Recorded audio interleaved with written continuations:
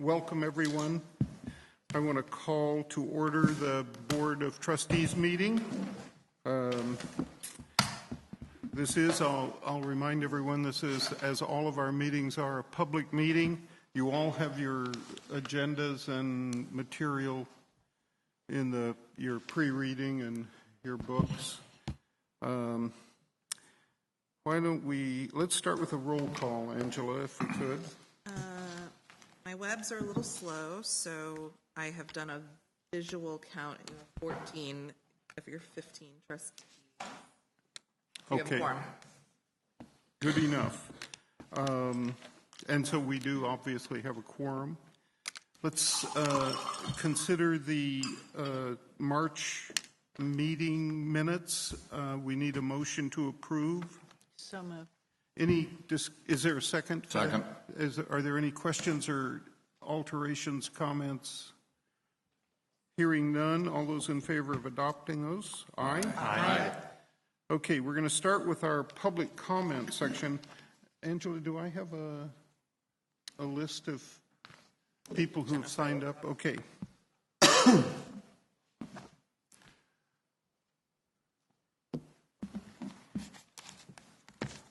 Are the Oregon women leading in the track meet? No. No? Yeah. Maybe tomorrow. Saturday will be there. Okay, thank The you. day of finals. Okay, let's start with the public comment section, and the first name on the list is Andrew Park. And Andrew, are you here? Could you please come forward to the table and the microphone up here, Andrew? And we always ask everyone to tell us what they're doing. You're a student, so. Oh, you're not. It says student. Oh. Okay. I think there's someone before me, though. Okay. Yep. Okay. I'm a graduate of the university. Okay, that's Yeah, fine. yeah, I'm sorry, I just had incorrect information. I'm sorry. Okay. Good morning. Welcome anyway. Good morning, everyone. I don't want to be a Debbie Downer this morning, but I'm here to speak today about a particular issue that I spoke about last time I was here. My name is Andrew Park.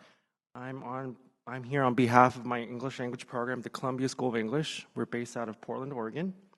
I'm a native Oregonian, and I'm a graduate of the 2005 class. And I was here during the last board meeting in March, and I commented on my concern and frustration about the international student population, recruitment and enrollment at U of O. I'm here again to express my frustration and concern about this particular issue. If you weren't aware, can you hear me? If you weren't well aware already, U of O's international student population has dramatically decreased from just the 2015-16 academic year of 3,274 students to the current academic international student population of 2,698. That's approximately a difference of 576 students. That equates to about an 18% decrease from just 2 academic years ago. That is extremely huge. We're not talking about 5 dozen students. We're talking about hundreds of students. That's an incredible loss of revenue. We're talking about millions of dollars. This has not only negatively impacted the university financially, but is also most likely affected the city of Eugene and the state of Oregon. International students spend a lot of money for food, shopping, and housing. At the university, it's been estimated that international students have contributed at least $135 million and supported 1,860 jobs to this university. Also, in addition to the loss of international student enrollment, the number of interested international students and applications for admission to U of O have dropped as well. You can confirm this. I've spoken numerous times to the university within the past few months. This entire situation is quite unacceptable for a Pac-12 AAU institution. It is just mind-blowing. No other, I looked at the statistics for the other universities, other Pac-12 universities, and no one has sustained this amount of type of loss.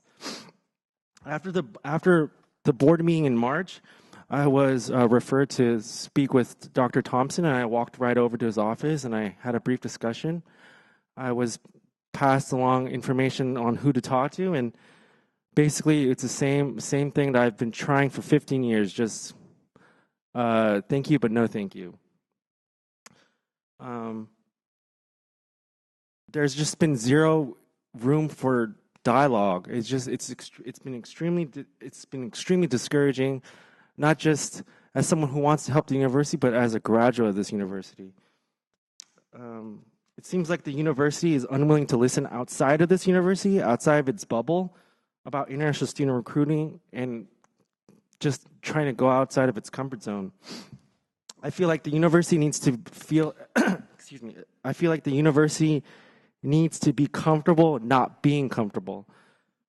3 days ago, the U.S. Judiciary Subcommittee had a hearing about student visa integrity. Senator Dick Durbin of Illinois remarked that we're expected to see a huge loss of a larger decrease in international student enrollment for this upcoming academic year, even larger than the amount that we've seen this past academic year. Jill Welsh of NAFSA is the International Association for International Education, commented or testified that we are in a global competition for talent, and we cannot afford to make it difficult for international students to come here. NAFSA also commented this past Wednesday that the United States' edge in attracting and retaining international students has been at risk for over a decade as well.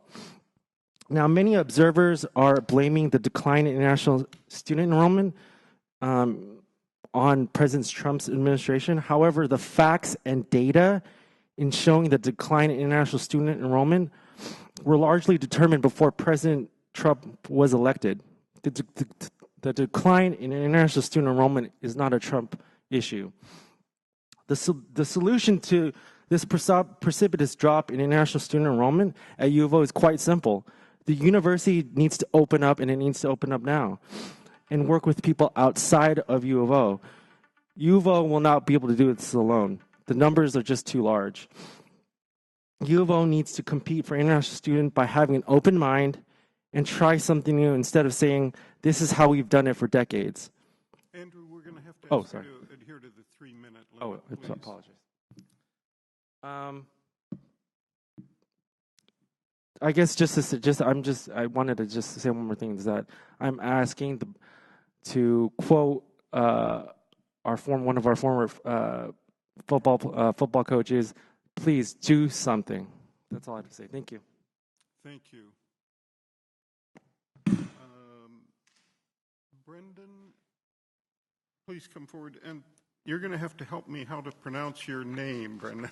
I didn't even want to try it, but welcome. It's Adamczyk. Okay. Yeah. I wanted to, I'm a student here, I'm a freshman, and I wanted to talk just briefly about the riverfront development issue, specifically north of the railroad tracks. So super briefly, this past Wednesday, my group that I work with, the Climate Justice League, which is a student organization on campus, along with a couple other groups like the Coalition Against Environmental Racism, the Geology Club, and the Geography Club, gathered a bunch of students on the riverfront to talk about the issue and hear community members speak. And at that event, more than 40 students signed a petition saying that they were opposed to the particular plans for riverfront development, which is the building of artificial turf fields along the riverfront, and that they wanted students to be more involved in the process. So I just wanted to talk briefly about that and say that recently President Schill did release a statement saying that he was going to, help involve students more and order a study on what's going on north of the riverfront, north of the railroad tracks. And I think that's great. I just wanted to urge you all to keep involving students in the process, because we do care about what's going on north of the riverfront. And I know that one of the ways we recently learned that the university is going to be submitting their final permitting steps. I'm not sure exactly how that works, but I know that they are supposed to schedule a public hearing, and that hearing currently would be scheduled over the summer. And I just wanted to ask that, if there's a public hearing going on that's involving something that students would be using, that particular hearing be scheduled during the fall term, or at least when students are around to share their opinions on the issue. And I also just wanted to propose something else that we've been talking with students about and university faculty, which is to, instead of developing the riverfront, which would be to restore it, because we've talked with a lot of UO faculty and community members who worked on development issues on the other side of the riverfront. And instead of developing, I think the first plans were for a golf course and then for more soccer fields there. The university worked with community members to restore the riverfront back to some of its natural beauty, and I think that that's something that UO faculty here, as well as students and community members, would love to see happen on our side of the riverfront. I know, working with Biddy Roy, who's a professor from the Department of Biology, she said that based on what she looks at with her classes, about 3,600 students make use of the riverfront academically each term, and I know thousands more students use it recreationally. And so I just wanted to urge everyone here to keep students meaningfully involved in the process and to consider some of the environmental impacts of that development. And yeah, that's all I have. So thank you for your time. Thank you very much, Brendan. I'll remind the trustees, we don't usually engage in questions and answers during public comment.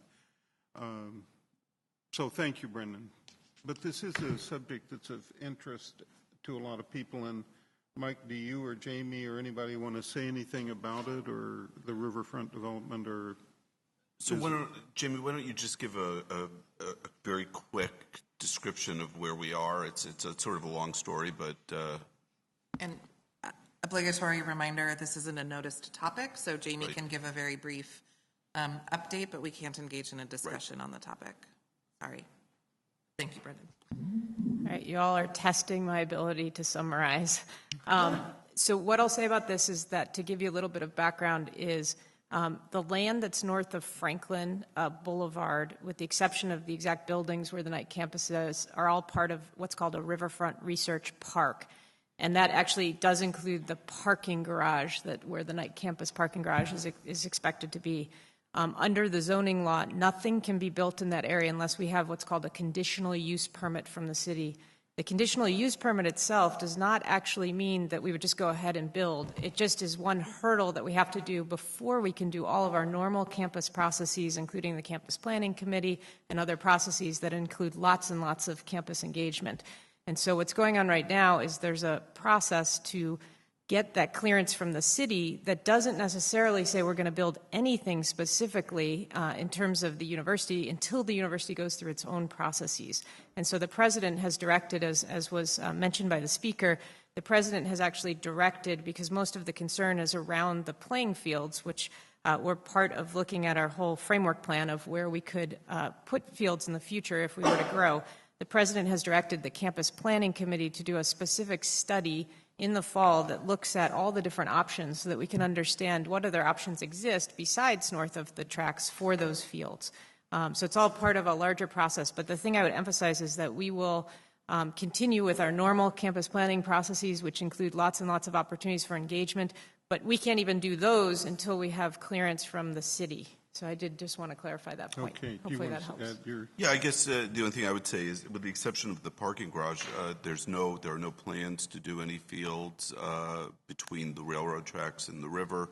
It is just right now just to get the permit, and we may never do fields, but as the university grows, it may be that we need fields at some point, and we want to have the ability to do fields. And the problem is, in the planning law, you have to do it all. You have to treat that whole area in one shot. So we have to do it. We have to talk about that area now. But, again, we're going to do this study. The playing fields, if we do need them, may go elsewhere. We have no idea. We have no plans. And we actually, to be honest, we have no resources if we wanted to do playing fields to use to build them. Yeah, the other point, just to hopefully make it a little bit clearer, the conditional use permit is a long-term document. So it basically defines what you have the ability to potentially do over the decades for the university. And so the idea is the Campus Planning Committee, which met on this issue last year and gave us a recommendation, was keep your flexibility open. Let's use our own processes to then decide what makes sense. Okay, thank you. So Brendan, it's a topic of substantial discussion, obviously. Thank you for your remarks. We want to turn now to our regular reports, and let's start with ASUO. Amy, welcome back, and Maria is going to join you. And Maria, this is your first time here, so I'll ask you to please introduce yourself when Amy gets through. And Amy, it's been wonderful dealing with you. We're going to miss you. So tell us what you're going to do before you give your report. And let me add one more thing. All of you got Amy's advanced report. You've been extraordinarily disciplined about that, and it's terrific, and it's really helpful that you write and tell us what's going on and what you're thinking. For sure. So welcome, Amy. Thank you. Welcome, Maria. Yeah, no, thank you so much. And I'm glad I can write the reports to you all to provide some context to questions that you may have for me before the board meeting. Well, I want to thank the board, firstly, for dealing with me this year, at least putting, up with my concerns, grievances, but also just being very amicable and willing to work together. And I've really appreciated that from each and every one of you. I guess to recap sort of what was in my letter, it was a report, it was a letter. I try to make it different, switch it up a little bit. I want to go over a few of the achievements that my team and I were able to do this year. Excuse me, kind of a cold. So a few of the main campaigns that I worked on and have been kind of solidifying in each of my projects that I have this year have revolved around the three main campaigns that I've talked about quite a bit. So the first one, food security, we were able to most recently pin down as ASUO a fund within the Dean of Students Fund, and ASUO donated about $20,000 to start food security efforts at the university with the different types of programming that we've been working on.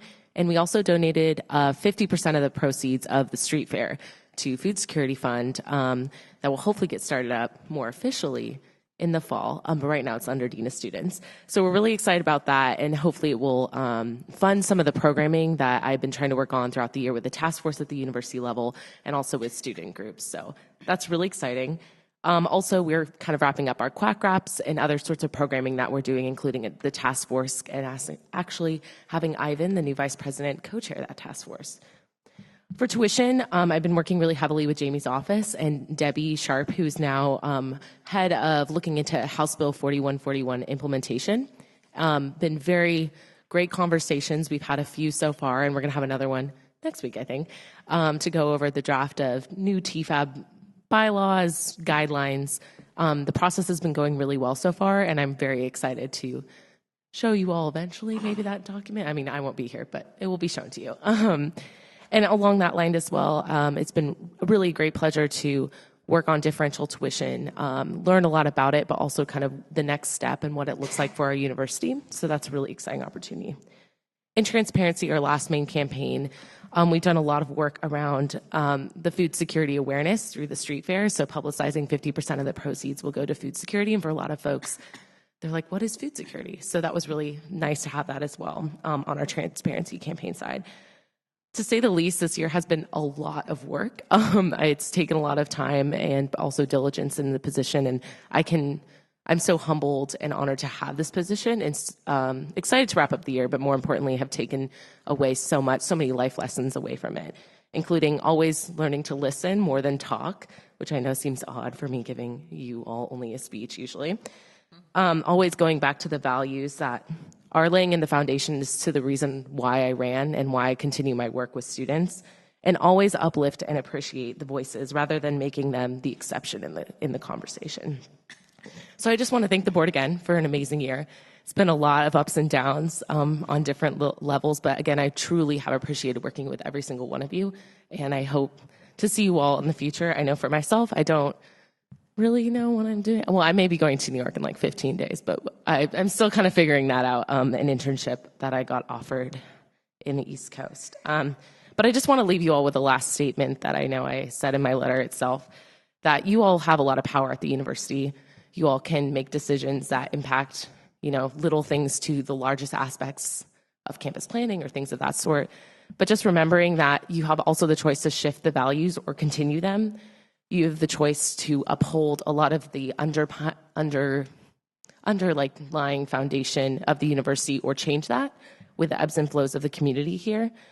Yet within this power, I urge each one of you to listen and uplift and remember that the impact that you're going to have on this campus, and that, as I said in my letter, the subject you're affecting is not just a you or a they, the students. It's really a we that you're affecting. And with that, again, I want to thank each of you for your time listening with me this year. A lot of phone calls. And again, I would love to touch base with each of you after I leave as well. And I wish you all the best in the next upcoming years. Thank you. Terrific. Before we ask Maria if she'd like to make comments, any questions for Amy? Can I make a deal with Amy? Can you let me know where you're headed, and then I can share it with them, because I know they'll want to know Yeah. when you figure it out. Yeah, I'm like 99% sure. I'm going to be interning for the United Nations, so I'll be in New York for like a few months. But yeah, so New York. See me out there. Anything? Well, thanks, Amy. You've Thank been you. terrific to work with. Congratulations. Thank you. Maria, would you like to make any comments? Yes. So first off, hi, hello. My name is Maria Gallegos. I use she, her, hers, and they, them, their pronouns. This is kind of our introductory. So a little bit about my background. I was born in Quito, Ecuador. Galapagos, right? Everyone knows that. And I lived in Southside Chicago. I grew up in poverty. My parents were both very hardworking.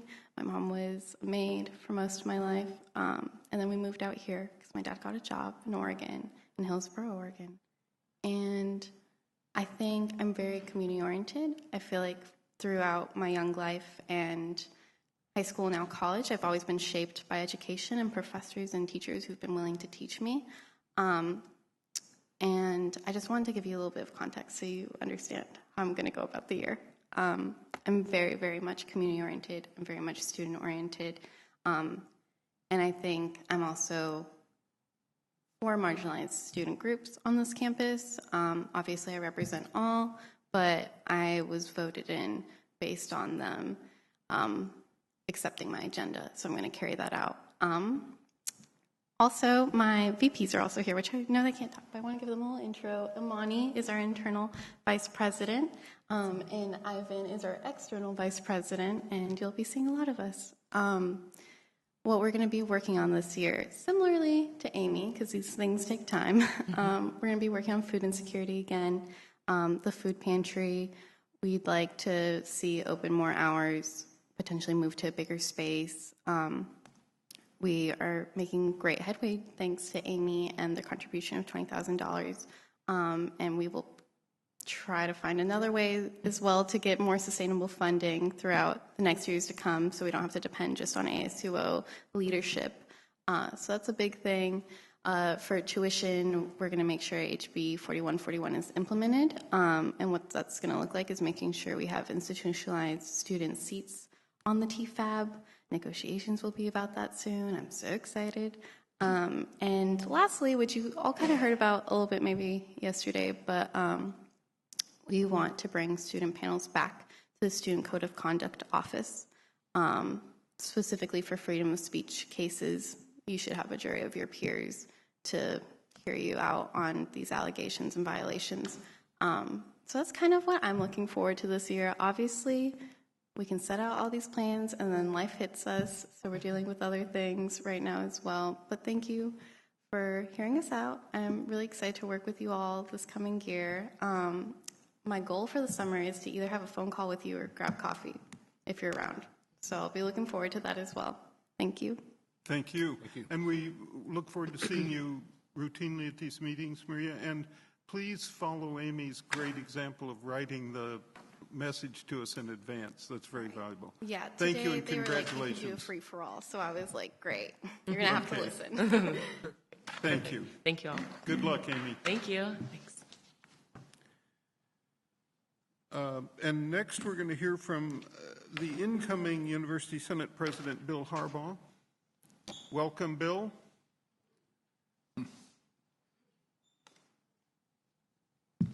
So good seeing you all again. I want to explain a little bit. I was the Senate President 2 years ago. This year I was the Senate Vice President. Next year I'll be the Senate President, and then I'm done. So Chris Sinclair is the outgoing Senate president. He can't be here. He's actually at a national conference presenting some work that U of O has been doing on the reform of our core education requirements. So he asked me to answer any questions that you might have about his statement, which I'll be happy to do at the end. And then I've got a few comments that I want to make about what the Senate will be up to next year.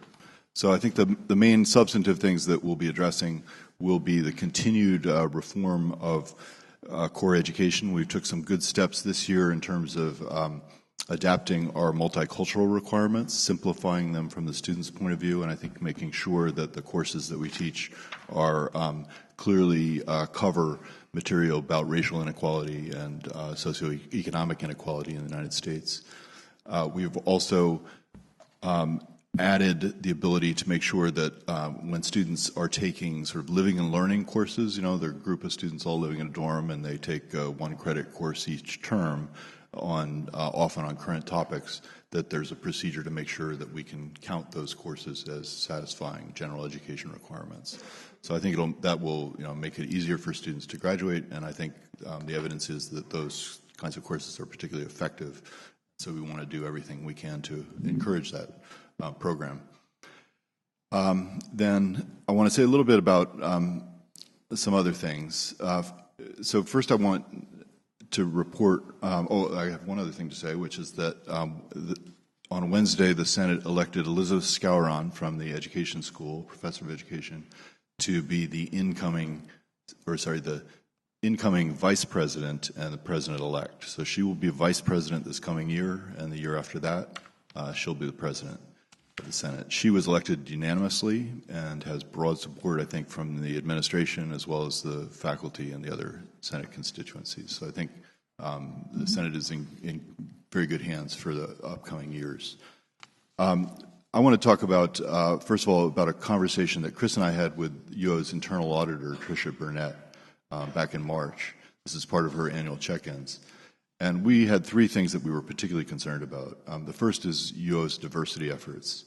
I think you'll hear a lot about the Ideal Diversity Plan today, but meanwhile you should be aware that U of O is dropping the ball on some basic practices like exit interviews for faculty and staff who have some reason to be leaving the university, departing minority and female faculty, and also on open hiring practices for administrators.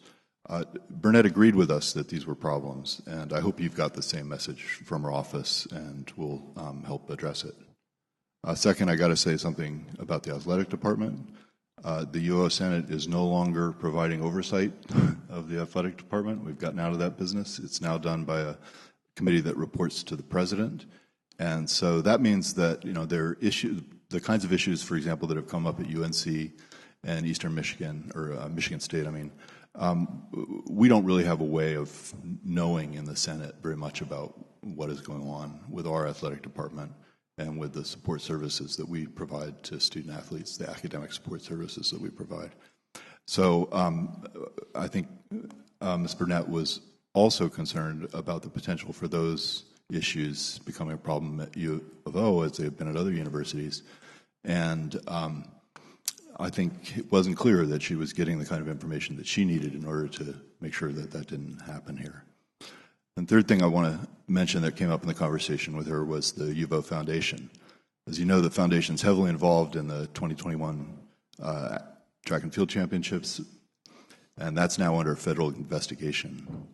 Your board was involved in this as well.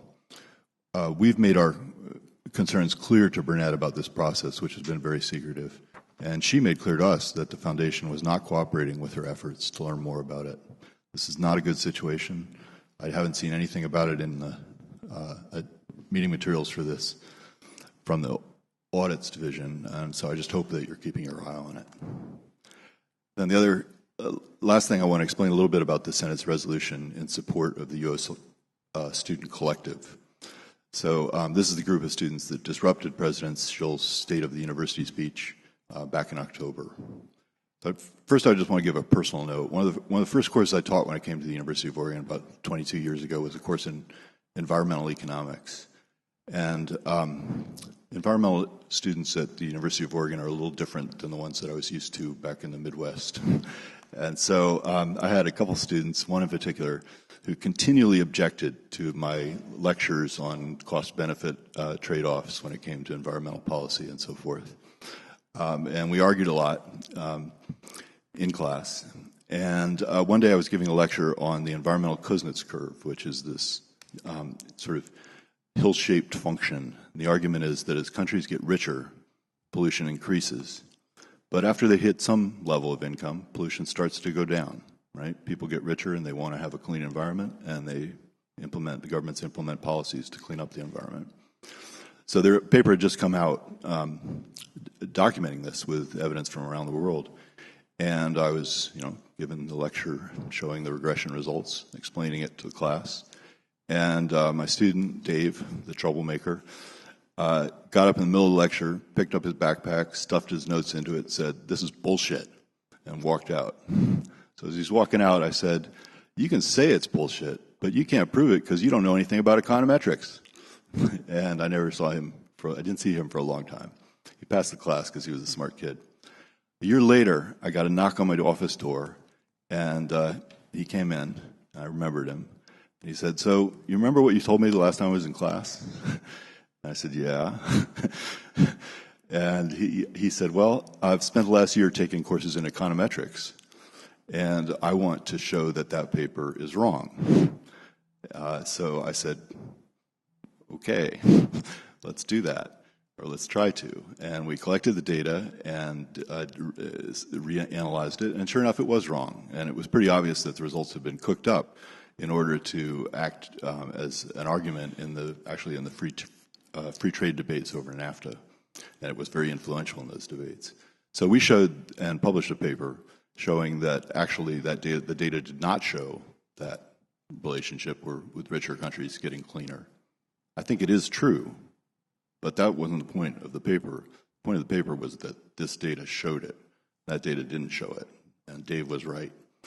And so that's actually still my most cited academic paper, and it all came out of a disruptive student in a classroom. Okay, so when it comes to groups like the Student Collective, you should understand, the reasons that this faculty are so sympathetic. We've learned a lot from our students, and we want to continue doing so. President Schill has said that with our resolution supporting the collective, the Senate endorsed the sorts of disruption of classes by students who might object to something about course content, as has occurred at other universities such as Reed and Evergreen, where students have essentially shut down particular courses on subjects that they disagree with. They don't like the way it's being taught, they don't like the subject content, and they've sat in class until the administration has canceled the class. This is not at all what our Senate has endorsed. Our resolution is very clear. It's 2.1, be it resolved that the U.S. Senate supports the rights of students to peacefully protest during university events, even disruptively, so long as those protests do not prevent speakers from being heard and the audience from hearing what they have to say. I'm not a lawyer. This language is consistent with everything I understand about the First Amendment, everything I believe about academic freedom, everything about UO's other policies on these matters state. People have a right to speak. Those who object to that speech have the right to have their objections heard, even if that disrupts and causes inconvenience for the speaker and the audience. What those who object can't do, and again I quote from our resolution, is prevent speakers from being heard and the audience from hearing what they have to say. Our resolution does not endorse the sorts of disruptions that prevent faculty, or for that matter our president, from teaching what they want to teach or saying what they want to say. It specifically speaks against that. Our resolution does not endorse allowing the actions of the Student Collective taking the podium and shutting down President Schill's address, although it does call for some leniency in their subsequent discipline and some reforms to make sure that free speech discipline cases are handled with special care, as they should be. Okay, so I've got a little bit more in there, but I don't really see how the Senate and the faculty could have been any more clear about our position on this issue. And I'm really tired of hearing people misrepresent it. But, of course, I'm open to any arguments and would be happy to hear them. Okay, so that's what we did. And I hope this is sort of the end of the discussion about whether it was appropriate or not. I think it was. be happy to answer any questions about that or more generally about the Senate's work last year or plans for next year. Any questions for Professor Harbaugh? What's the plan Senate-wise for next person then? Because like you said, you've been president, then vice president, then president. How are we grooming like the next cohort of people that want to take leadership within the Senate? Yeah, so I'll be honest with you about that. It's hard. It's a difficult job. It's not particularly well compensated. Faculty have a lot of service opportunities, and I think people tend to focus those activities on their departments, where they sort of believe that they can have the most local impact. And so it is difficult to get people to be willing to take on the sort of university leadership roles. I think we were very lucky in getting Elizabeth Scouron to agree to do it this year. But we've always managed to do it, and I think it'll continue. Thank you. Welcome. Any others? Thank you very much, Bill. Thanks.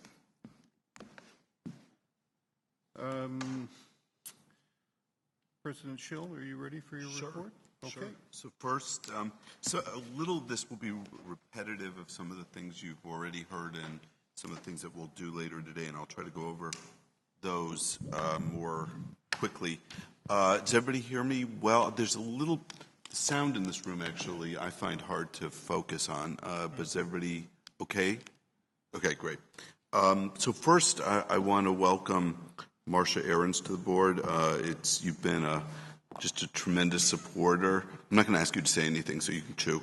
You've been a great supporter of our university for so many years, and you're going to bring incredible experience and judgment to the board in some areas that I think are vital to what we do, such as K through 12 education and executive leadership. So I'm really looking forward. I have enjoyed getting to know you as an alumna, and now it's going to be fun getting to know you as one of my bosses. So welcome. Yeah.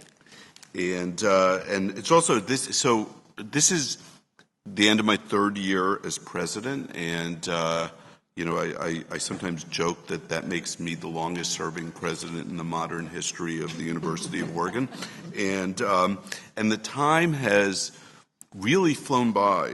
It's hard to imagine that the time's gone by that fast. Now, I'll talk about some of the things that we've accomplished and that we're working on in this talk. Before I get there, I just want to thank Amy. Are you still? Yeah, you're still here. I want to thank you for your service this year to the university and to the students, and we're looking forward to working with Maria and her executive committee in the year ahead.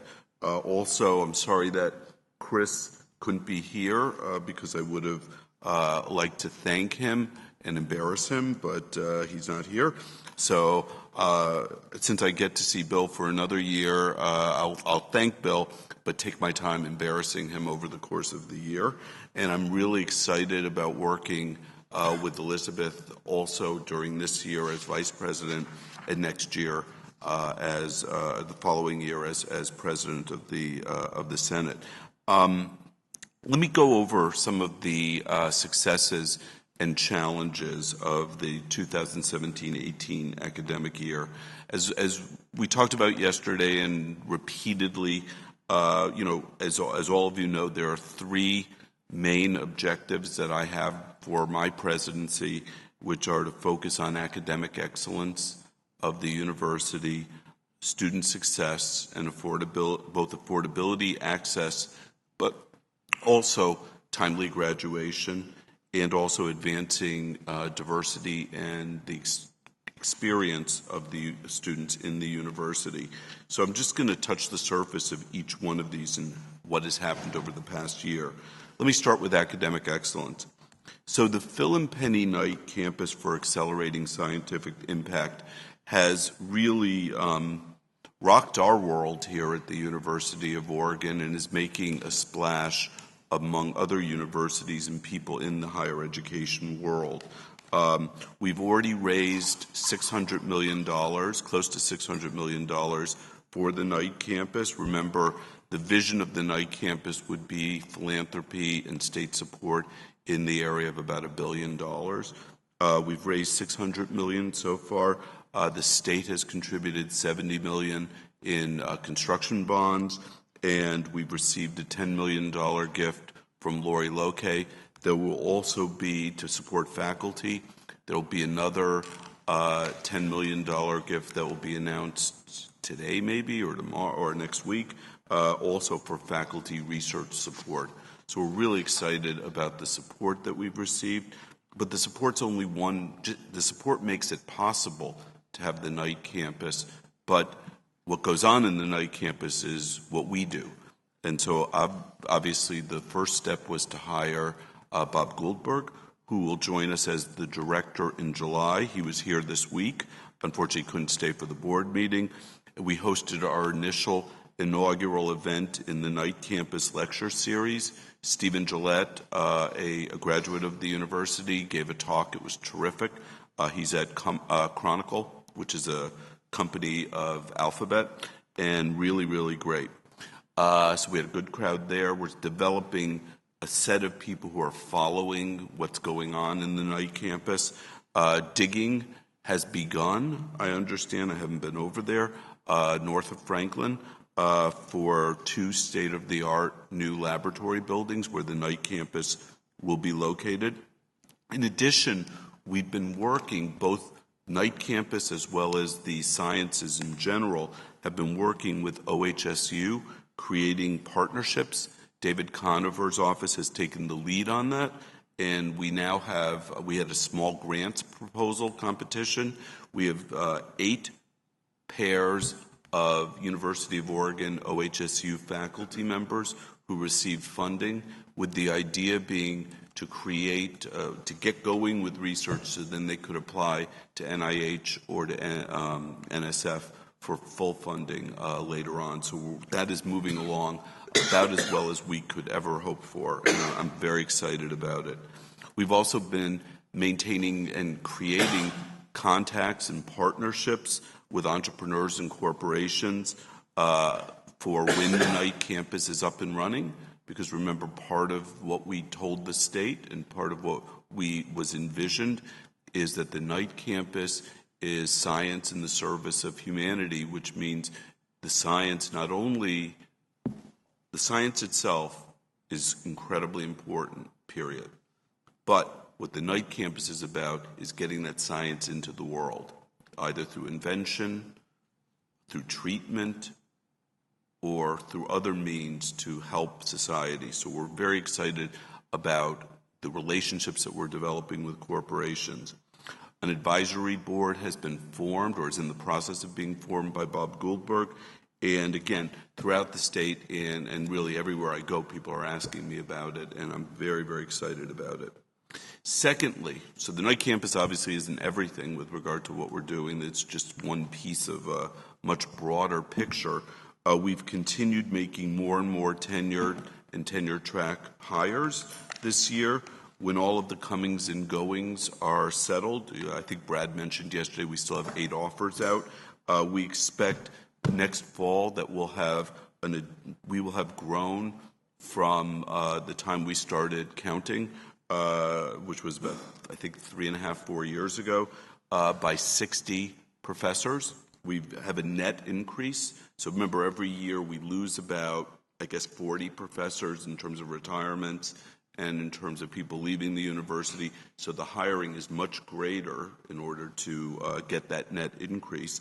So we are certainly on track with our goal of hiring 80 to 100 faculty members net new on the tenure and tenure track lines.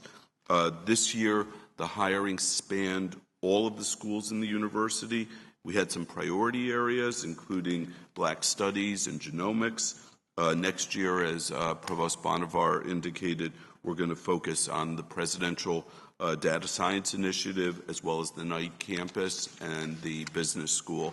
But again, hiring in every part of the university. All of you know we reopened this year the beautiful and renovated Chapman Hall, home to our Honors College. It provides them with a really wonderful place to learn and to get to know each other. So that was a wonderful investment. We're also continuing to invest in upgrading our classroom and our laboratory infrastructure. Pacific and Klamath Halls are the two places where we've been doing work over the past year. We've also prioritized Eustis Hall for the next biennial capital request to the HEC. And yesterday we saw on the list it ended up fairly high on the HEC list. So we're hopeful that the state will provide us with capital funding in the next legislative session, because this is really, our laboratory facilities many of them are untouched for decades, and they're obsolete at this point. In some instances, dangerous. And so what we need to do is we need to renovate them in order to serve our faculty and our students. I've talked to you a little bit yesterday about the investments that we made from the Presidential Fund for Excellence, which was made possible by the anonymous gift. You already heard about data science, the School of Journalism and Communications New Media Center for Science and Technology, the College of Education's Oregon Research School Network, and our matching program for faculty chairs, endowed faculty chairs, where if a donor puts up $1 million, I'll put up $1 million from the anonymous gift. We've already we have gotten commitments and gifts for three schools: music and dance, the natural sciences, biology in CAS, and the Lundquist School of Business or College of Business. And there's 6 more that are out there as offers to universities, and our development staff and deans are out there looking for donors. We've also invested in 2 really exciting academic programs at the College of Design: the Urbanism Next initiative, which examines the role of autonomous driving vehicles on cities, as well as the Biology and Built Environment Center, which studies the impact of building technologies on human health and the environment. These are led by faculty members who are terrific, and I'm really excited about seeing what they do. And as we discussed yesterday, we're using a portion of the gift, the anonymous gift, to seed the extraordinary expansion of advising and career services that will take place in Tyson Hall. Now, related to student success, carrying loads and graduation rates continue to increase. I told you yesterday we had experienced a significant increase in graduation rate, 4-year graduation rate, I believe on the order of 5 percentage points. Actually 7 percentage points up till this year, last year's graduating class. We expect that to fluctuate a little bit over the next year or two, but that was very good. Another thing that we didn't really talk about, and I neglected to get the data before I came in, is carrying loads are increasing. And that's partly making it possible for the graduation rate to increase. As all of you know, we started about 2 years ago focusing on having students understand that they needed to take between 15 and 16 credits a year in order to graduate in 4 years. And we've seen a steady increase in carrying loads for the students, which is great, and also increases in retention. So that is the area that Danica is working on. We have more progress to be made. Also, as I mentioned, Pathway Oregon continues to expand from 1,600 students now to 3,000 students. Pathway Oregon is an $8 million a year commitment to serve bright, lower-income students in the state of Oregon and to provide them both with financial support so they don't pay tuition or fees, and with advising. And it's really been a wonderful program.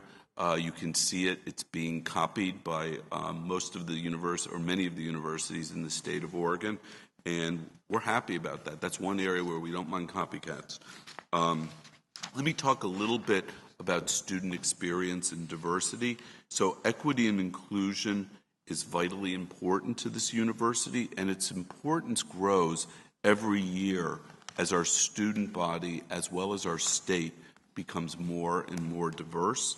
Vice President for Equity and Inclusion, Yvette Alexasenso, is going to meet with you, going to talk a little bit later today about the IDEAL framework and about the implementation of our diversity action plans.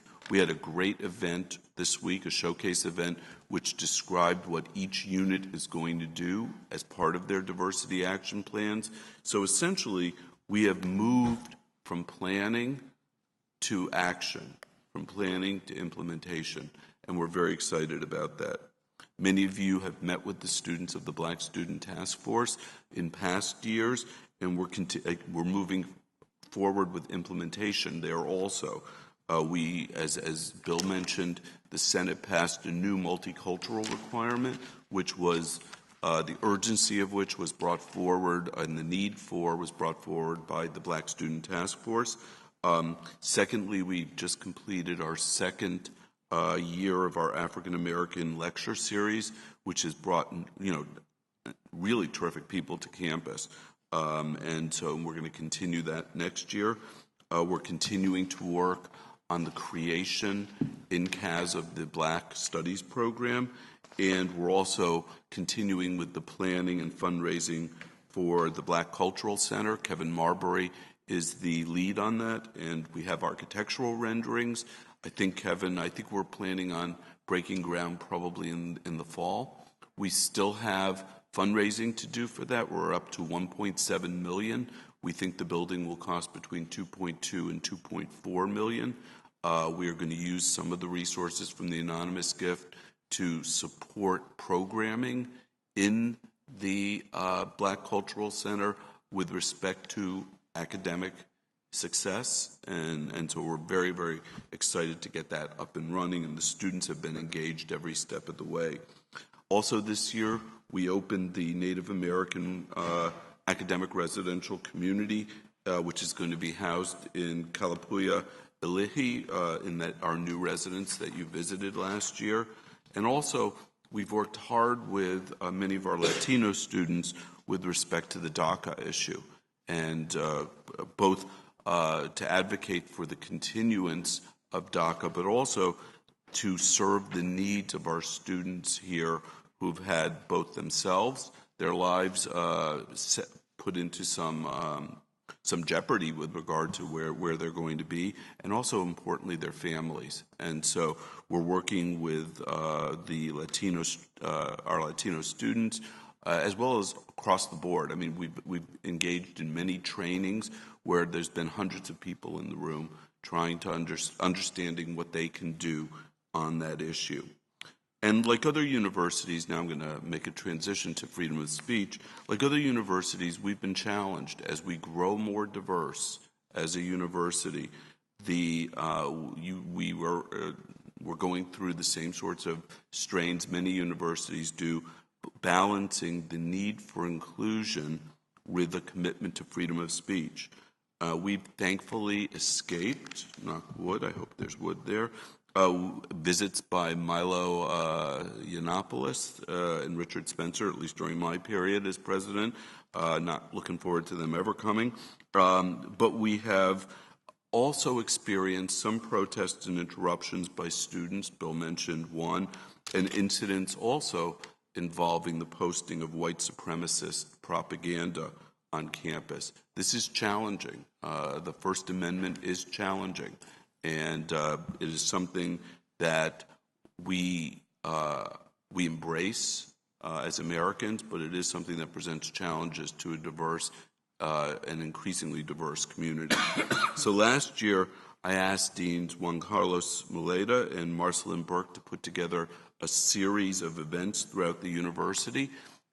We planned to do this over the summer, but its urgency became particularly apparent after Charlottesville and some of the other events that happened both here and elsewhere. The lectures, roundtable discussions, art exhibits, and other events were really exploring the tension between free expression and an inclusive university. There were more than a dozen events, many of which were really well attended, brought really terrific people here, and I think they were a tremendous success.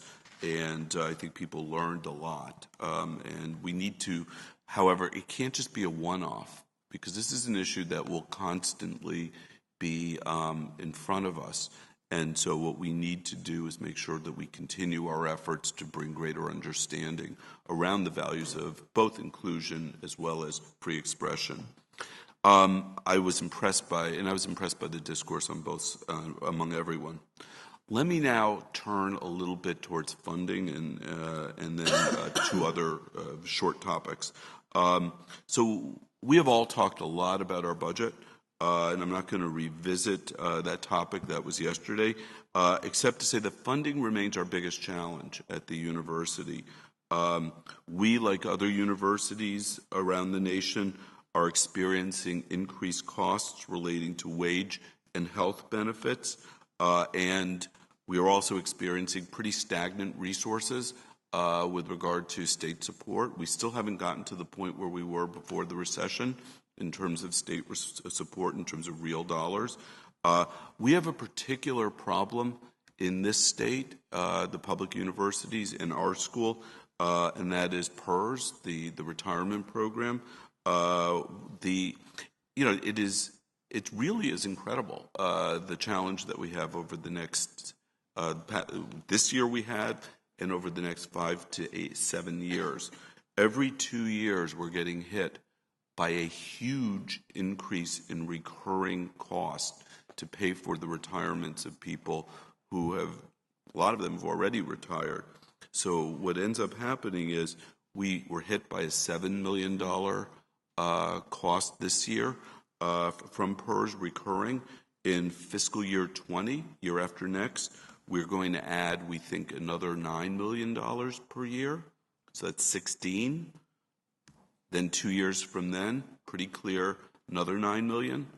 So that's $25 million a year in recurring costs, which doesn't buy us a better quality education here for our students. It doesn't buy us more research here for our faculty and our community. That's a huge amount of money. So we are going to need to get through this, and it will be difficult getting through this. And it's an every 2-year problem. Next year, we're going to have to be thinking about that with the state. I'm looking forward to working with our faculty, with our students, as we go to the state legislature. Collectively, the universities are asking for $130 million additional funding for the Public University Support Fund, but that decision will be made by the state in all likelihood in July, late June or July. So that means we will have our hands full planning for that, both with regard to tuition next year and in other ways in which we can plan. But I know that we can come through it, but it's going to be very, very difficult. And we're working with the state, we're working with our state legislators, and the best we can do is try to come up with support solutions and support additional funding for the universities. So let me bring up two more topics before I take questions, if anybody has any questions. One is differential tuition. As the Board of Trustees meeting in March, you voted to allow the university to charge differential tuition for the Lundquist School of Business. At that meeting, I told you that I would bring forward a framework that would help guide deans and the provost, and ultimately me, in making future proposals to you. Obviously, the framework doesn't bind you, but it tells you what I'm going to be looking for proposals that I would then forward to you. So I'd like to present you with that framework. It's in the materials. I'm going to just briefly go over it because it is relatively detailed. But essentially, if one, you all have it in your materials, what it's trying to do is say to the deans before they submit something to me, their proposals need to address a number of different factors. And have to go through some process. They have to do outreach to their students. They have to do outreach to the ASUO, outreach to the Senate Budget Committee, which will get a chance to opine on the academic implications of a differential tuition. And by that I mean, if you have differential tuition in one place, do students no longer take that program? Do they shop for other majors? What is the implications of that? I think we need to understand that before you approve differential tuition. And also the standards, like when should a university school or department have differential or try to get differential tuition? Number one, it shouldn't be for normal operating expenses. It should be for enhancements that will increase the quality of the student experience and education. It also, proposals will need to address financial need. How will our students who can least afford the increased tuition, how will we manage that? And as you remember, we had a 20%, I believe it was 20% set aside in the LCB differential tuition, which would go back to students with financial need in LCB. And so their proposals need to address that. It needs to focus on strategic investments. And again, not just operating costs. It's not business as usual, just that my budget has a shortfall. It's what am I doing to make my school better for the students? And it also needs to look at market comparisons. Are we getting outside what our peer schools have? For LCB, it was not, but for other schools, it might. I will say I've not received any proposals, partly because they haven't seen this framework, but also because I haven't even heard of anybody putting forth a proposal next year. It doesn't mean it won't come forward, but there's been nothing so far. So that's differential tuition. And then I'll mention one more thing, and then I'll take your questions, and that is honorary degrees. So later today, you're going to vote on a proposal for that you grant 2 honorary degrees to 2 amazing people. I'm pleased that we're starting this again. The university sort of has had a little bit of a sporadic experience with honorary degrees, and I think it's important that we have the ability to recognize people for outstanding scholarship or artistic achievement, and also those who've performed extraordinary public service or made extraordinary contributions to our society. So this year, we are proposing that you grant honorary degrees to Lori Loke and to Carrie Mae Weems, both of whom are Oregonians and who've made significant contributions to our society. If you approve these individuals as honorary degree recipients, later today what we'll do is we'll move forward with details about their visits to campus. What we would like to do is, if you approve the honorary degree for Lori Loke, he is in town for the foundation meetings next week, and we would grant him the honorary degree at commencement. Carrie Weems, we would like her to actually come and spend a day here with our students. And so we would like to schedule that for the fall if she accepts the honorary degree, if you go ahead and validate it or pass it, confer it. And this was a wonderful, and we'll talk more about what the process was. This was a Senate. The process here starts from nominations, goes to the Senate, and then to me, and then to you. And so this was something that wasn't just us coming up with this idea. It was a collaborative process throughout the university. So I'm very excited about that. So I'm done talking, and we can get back to our agenda, or you can ask me any questions about anything, either anything that I've talked about or anything that you've heard about or wonder about, whatever. Questions for President Schill? You wowed us. Okay. Put you to sleep or wowed you. Okay, thank you very much, Mike. We are going to do consider the resolutions that have come out of committee. Remember these, there are 3 of them. They came out as seconded motions. And I think, Ross, There's actually now 4. There. Because we split one. Oh, we one split from one. ASAC into 2. So, Ross, can I get you to deal with the 2 from finance and just a brief explanation for everyone before we vote? So just before Ross starts, so the resolution regarding the retirement plans, which is one of the ones Ross will go over, is as was in your original book. The three received on yellow paper are the FY19 budget, which had the typo, so it's been corrected, and then the two from the Academic and Student Affairs Committee regarding the conduct code. So that's what this was. Okay. The Finance and Facilities Committee considered and approved two motions. One was to approve the fiscal year 19 operating and capital budget. The proposal was an operating budget of $1,070,762,000 and a capital budget of $182,700,000. A little detail, as Jamie pointed out in the discussion yesterday, within the E&G fund, the main academic fund, this leaves us short in terms of the resources provided by tuition fall about $2.4 million short of the proposed expenditure. Now we have a surplus that this will eat into, but this is not a sustainable situation this year. So as Mike said, our search for resources continues, and I think this budget highlights that. So that is the first resolution. The second. Let's vote on the first one, if we may.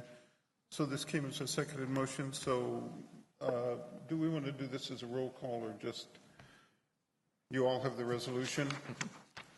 We'll try a voice vote. All those in favor of adoption? Aye. Aye. Any noes? Okay, the motion carries. Go ahead. The second item is, the summary is on page 22 of tab 3, and it's an overview of the retirement plans that University of Oregon administers on behalf of all of the universities in the state of Oregon. These are retirement plans other than PERS.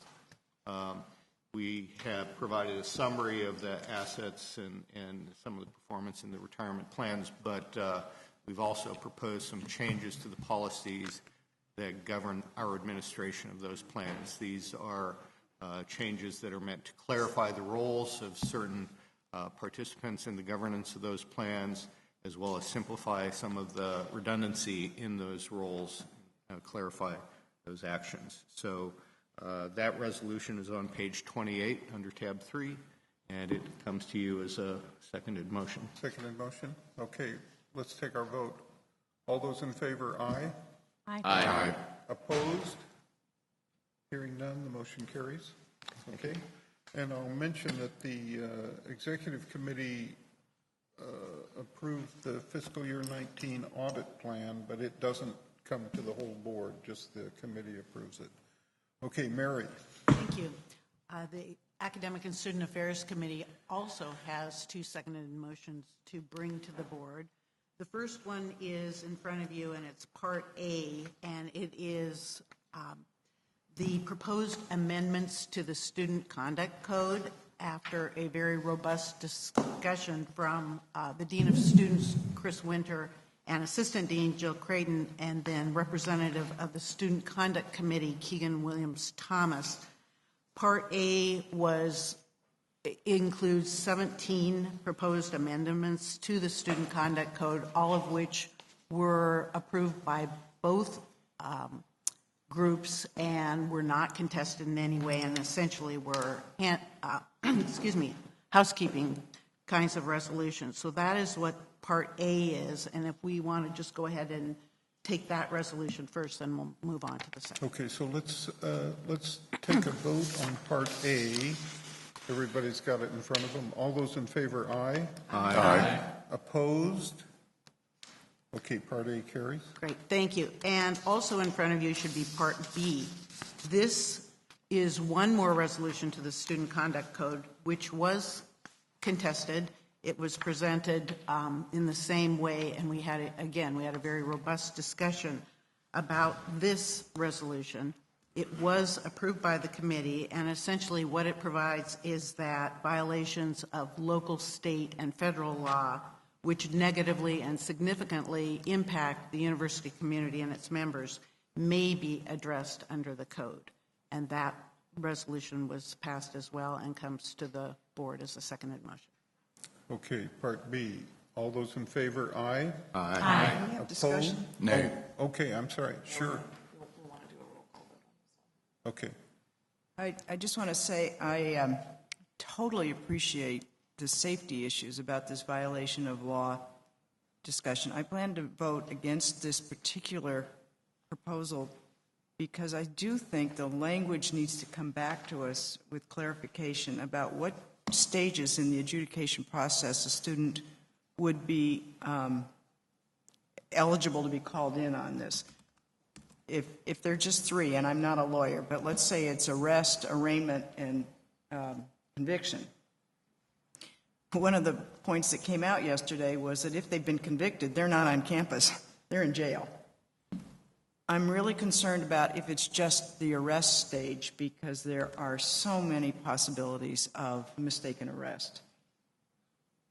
So if it's arraignment, it seems like that's a little further along. I feel like we need to hear back from the student conduct group, and I'd like to see consensus between the students and the administrators on this. If this is about safety, would somebody who's just been arrested be called in just to discuss it, as opposed to there being any kind of punitive action? If they've been arraigned, that seems like that might have some other implications, and I would like to see a better articulation than we got yesterday. So, And I think you'll all recall there was, I think, quite a good discussion about this, and there is nothing that precludes, even if it's passed today, that, in fact, I think I would encourage them to consider coming back with a refinement of the language, because I thought the discussion was very good, and there's a good argument on both sides of this. So voting doesn't preclude future refinements of this. And may I just add that I specifically asked that of both because I completely agree with what you're saying, and I would actually request that before it does come to the board, that there is further discussion so that they could come to agreement, because they're very close at coming to agreement on the language. It just needs to be continued. Okay, thank you, Genevra. clarification, there's no time. We don't have to wait a year for this to come back, right? They could bring this back. They can come back They can anytime. come back whenever, and I'll just point out, it certainly wouldn't be September because of summer, so the committee will get back up and running in the fall, and I'll touch base with the committee chairs and get a sense of if they think it would be. And I don't have a sense that this is absolute emergency urgent for campus safety. Jimmy, you had a comment you wanted to make? I wanted to, excuse me, I voted nay at the committee level, and I will vote nay today, but my vote is based very much on the approach that Genevra and Mary have already spoken to. This is a code of conduct, and I think we've got to be careful about getting too legalistic. You can just get absolutely trapped in all the details. But in saying that, I sense in listening to the presentation, there was ability to refine that and make something much more simpler and a clear statement. Because this is a statement to our students, it's a statement to the community. There's a lot of recipients of what this means to them. I think we need to clarify that, number 18. Okay. Jimmy, you had a comment? Technical question, and I could just be reading this wrong. So Part A mentions the 17 agreed upon changes, and Part B specifically mentions change number 18. Where is change 19 in these motions? There was a motion made yesterday, but there was no second, so it died, and so it is not before the full board. Yeah. You're welcome. Okay, so let's any other comment on this? This was sort of the seminal subject or point for debate. If there are no other comments, let's take a vote. We'll do it by roll call on Part B, okay? So, Angela? We'll go backwards. Okay. This time. Or should we do this although Connie's now no longer always first, but I shake up where I shake up where I start in the roll call just for sport. Wilcox. Yes. Ralph. No. Poston. No. Murray, No. McIntyre, Yes. Lillis, Yes. Perry, Yes. Gagne, Yes. Ford, No. Curry is absent, Polis, No. Bragdon, Yes. Balmer, Yes. Aaron. No. It's a good thing we took a roll call. The motion carries 7-6. Okay, the motion carries.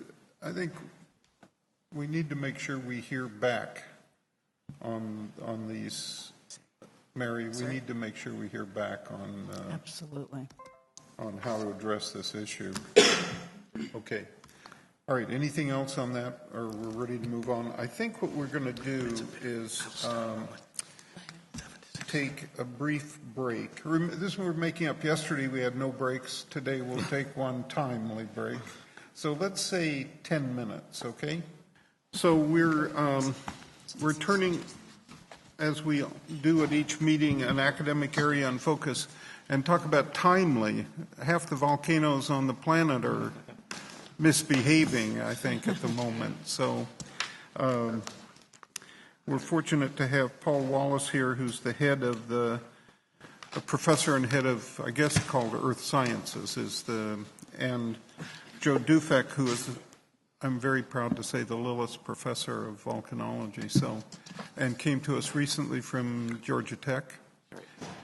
And we're going to hear about the volcanology cluster. So welcome, and we're anxious to hear from you. Great, thank you very much. Thanks a lot for inviting us to speak with you today.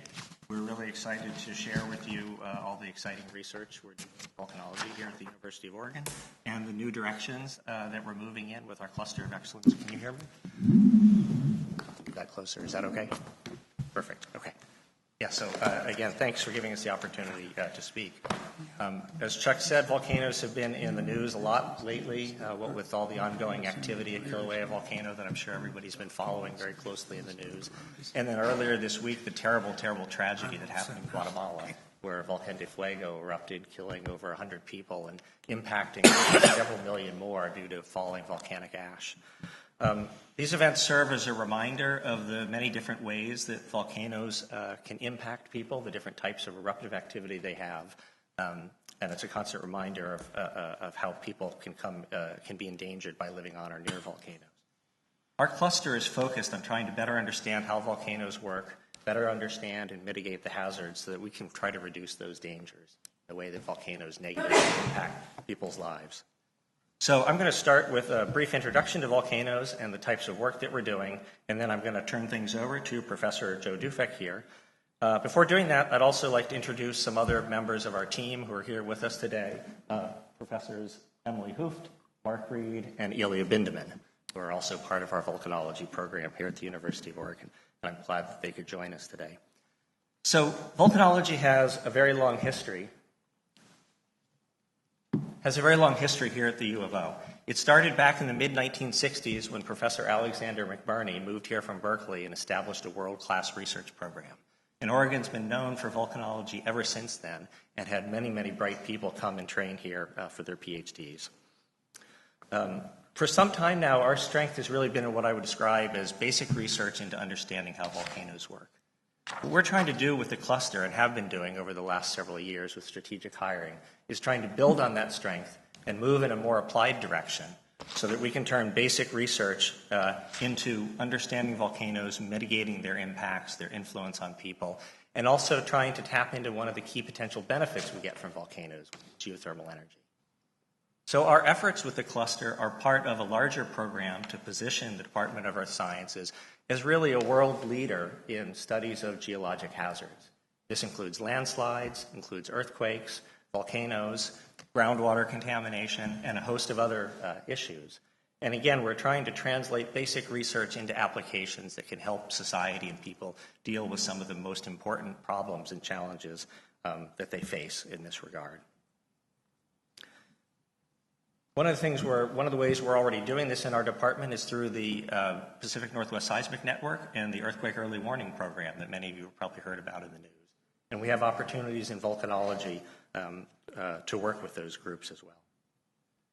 So here in the Pacific Northwest, our volcanoes are associated with the Pacific Ring of Fire, which I'm sure all of you have heard about, which is this circum-Pacific chain of volcanoes.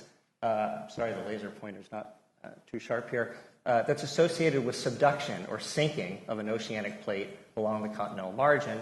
And this type of volcanism and the large earthquakes associated with it happen all around the Pacific Rim.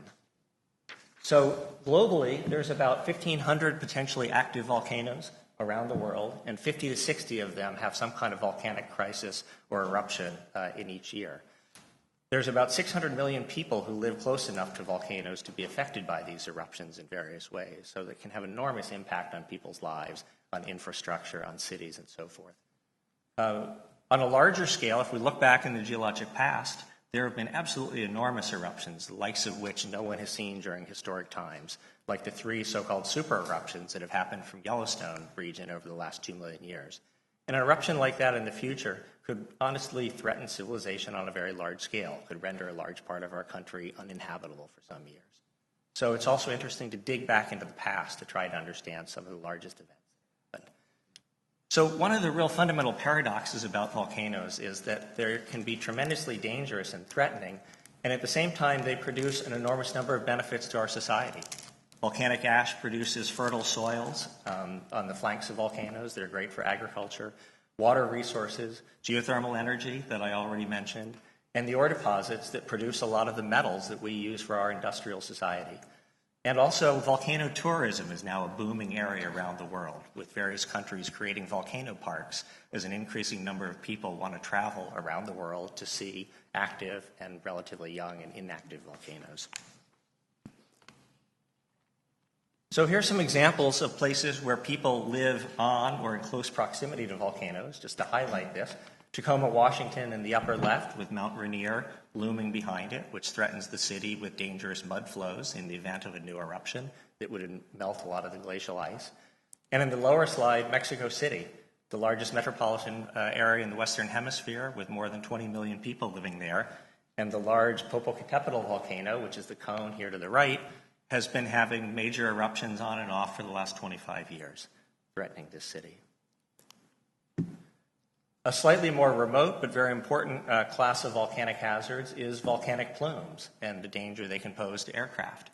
This is an area that Joe is going to focus on more in his remarks when I'm finished. But if you'd like an illustration of why this is so important, the next time you're on an airplane, pull out the in-flight magazine and flip to the back where the maps of all the airline routes around the world are, and look at how many of the flight paths from the USA to Asia and even Europe to Asia take you over the Aleutian volcanic chain. And so this is why this is also a very important topic. So closer to home, we tend to focus on Mount St. Helens for obvious reasons as a dangerous and explosive volcano. But as this graphic from the U.S. Geological Survey shows with the different volcanoes and when they've most recently had eruptions with a scale in years before present, you can see there are many, many volcanoes all up and down the Cascade Arc that have had eruptions in the past few hundred years and that are almost certainly going to erupt again in the future. And most of these volcanoes are not instrumented properly or adequately, and that hampers scientists' ability to predict future volcanic eruptions. So this is one of the areas with our clusters where we'd like to partner, have the UO partner with the U.S. Geological Survey's Cascade Volcano Observatories to improve the monitoring of volcanoes in our region and the types of science that you can do with the earthquake and monitoring data that you collect on them.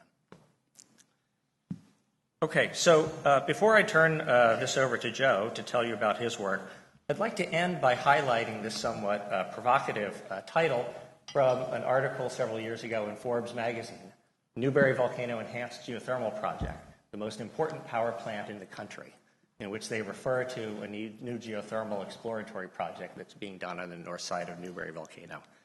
So some of you may be aware that the world is in the early stages in a major expansion of the use of geothermal energy as a result of new technological advances. And the U.S. Department of Energy is investing considerable resources into research and new technology in this effort. So geothermal energy is a really important type of renewable energy resource. And unlike wind and solar, it operates 24 hours a day. You don't need the wind to be blowing. You don't need the sun to be shining in order to reap the benefits of geothermal energy. So one of the areas we're planning to continue to expand our cluster is into this exciting area of geothermal energy, trying to hire a faculty member who's an expert in geothermal energy systems so that the UO can take advantage of this development around the world in geothermal systems. So with that, I'd like to pass things on over to Joe Dufek, the new Lillis Professor of Volcanology, who's just joined us last month in May. We're very excited to have him here, and he's going to tell you about how he and his research group, the kinds of research they're doing, and the ways in which they're going to help us achieve some of these goals of our cluster. Thanks, Paul. Let's see if I can get this to play. So, as Paul mentioned, volcanoes are really an expression of heat and mass transfer from the solid Earth up through the crust into the atmosphere. And so they tell us a lot about what's going on in the subsurface and provide a lot of economic benefits, but they also are very hazardous. And one of the goals of my group's research is to try to understand what are the physical processes that make volcanoes erupt explosively, and how can we understand them better to predict the sort of hazards they might produce. And what I'll do today is give you a little bit of a background on some of the anatomy of an explosive eruption like this one we see from Chile. I'll talk about some interdisciplinary approaches we use to study these pretty hazardous flows. And I'll particularly talk about two types of flows that we see a lot of in the news recently: plumes, which produce aircraft hazards, and pyroclastic density currents. And then I'll move it back to the cluster in general and talk about how my research particularly fits into the cluster's goals and also where we're moving with the cluster in general. When you have a volcano that erupts explosively, it's really injecting ash, volcanic ash, and gases at really high velocity into the atmosphere. And there are two primary outcomes that can happen from this in terms of the hazards perspective. One of which is if it's less dense than the surrounding atmosphere, it will rise up high into the atmosphere and create plumes that are hazardous for aircraft. This volcanic ash has really quenched volcanic glass. So imagine glass getting into your aircraft engines. It's really, really bad for them. It's also really bad for your lungs. If during an eruption it's more dense than the surrounding atmosphere, it will collapse and form ground-hugging currents called pyroclastic density currents or pyroclastic flows. And these are particularly dangerous if you live near a volcano. And of course, as Paul mentioned, there are lots of volcanoes around the world with lots of people living around them, but particularly in the Pacific Northwest, we have volcanoes shown here in these red triangles.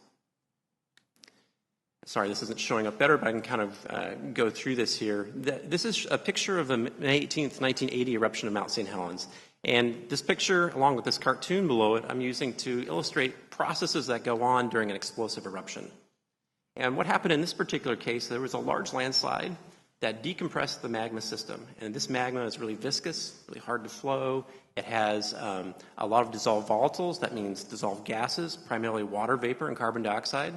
And when you uncork the system, decompress it, those volatiles go into bubbles, a lot like opening a soda can that's under pressure. And when you do that, it causes the mixture to be less dense, and so it wants to rise. It rises, decompresses further, the bubbles grow more, the mixture gets faster, and so on. This positive feedback eventually goes through the yield strength of this magma, breaks it apart. Essentially, at that point, it explodes, and that mixture becomes a mixture of particles and gas that will then dramatically expand and accelerate up towards the vent, reaching speed of sounds at that vent. As it reaches the vent, a few things can happen. If it's really efficient and in training or gathering in atmospheric gases, it will continue to rise and form those plumes I spoke about. If it's inefficient at doing that, it'll collapse and form these pyroclastic density currents, which can travel at tens to hundreds of meters per second. So if you're in their path, it's really no way to get out of it. And these are the sort of flows that caused the devastation in Guatemala last Sunday. Highlighted in red, which are maybe hard to see, are all sorts of critical processes fluid dynamically that occur and really set the stage of whether or not an eruption will be explosive or not and what sort of hazards they produce.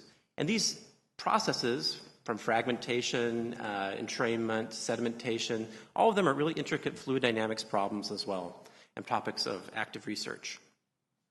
So because these are really hazardous flows and hard to predict, we have to use a range of strategies to try to understand what's going on inside an explosive eruption. And our group in particular uses a few different strategies, which are kind of highlighted in these columns here. The first thing we do is we look at products from past eruptions. We look at deposits to try to understand what happened during those eruptions. So, for example, we go to the deposits of the Mount St. Helens eruption and try to decipher what happened first, second, and so on.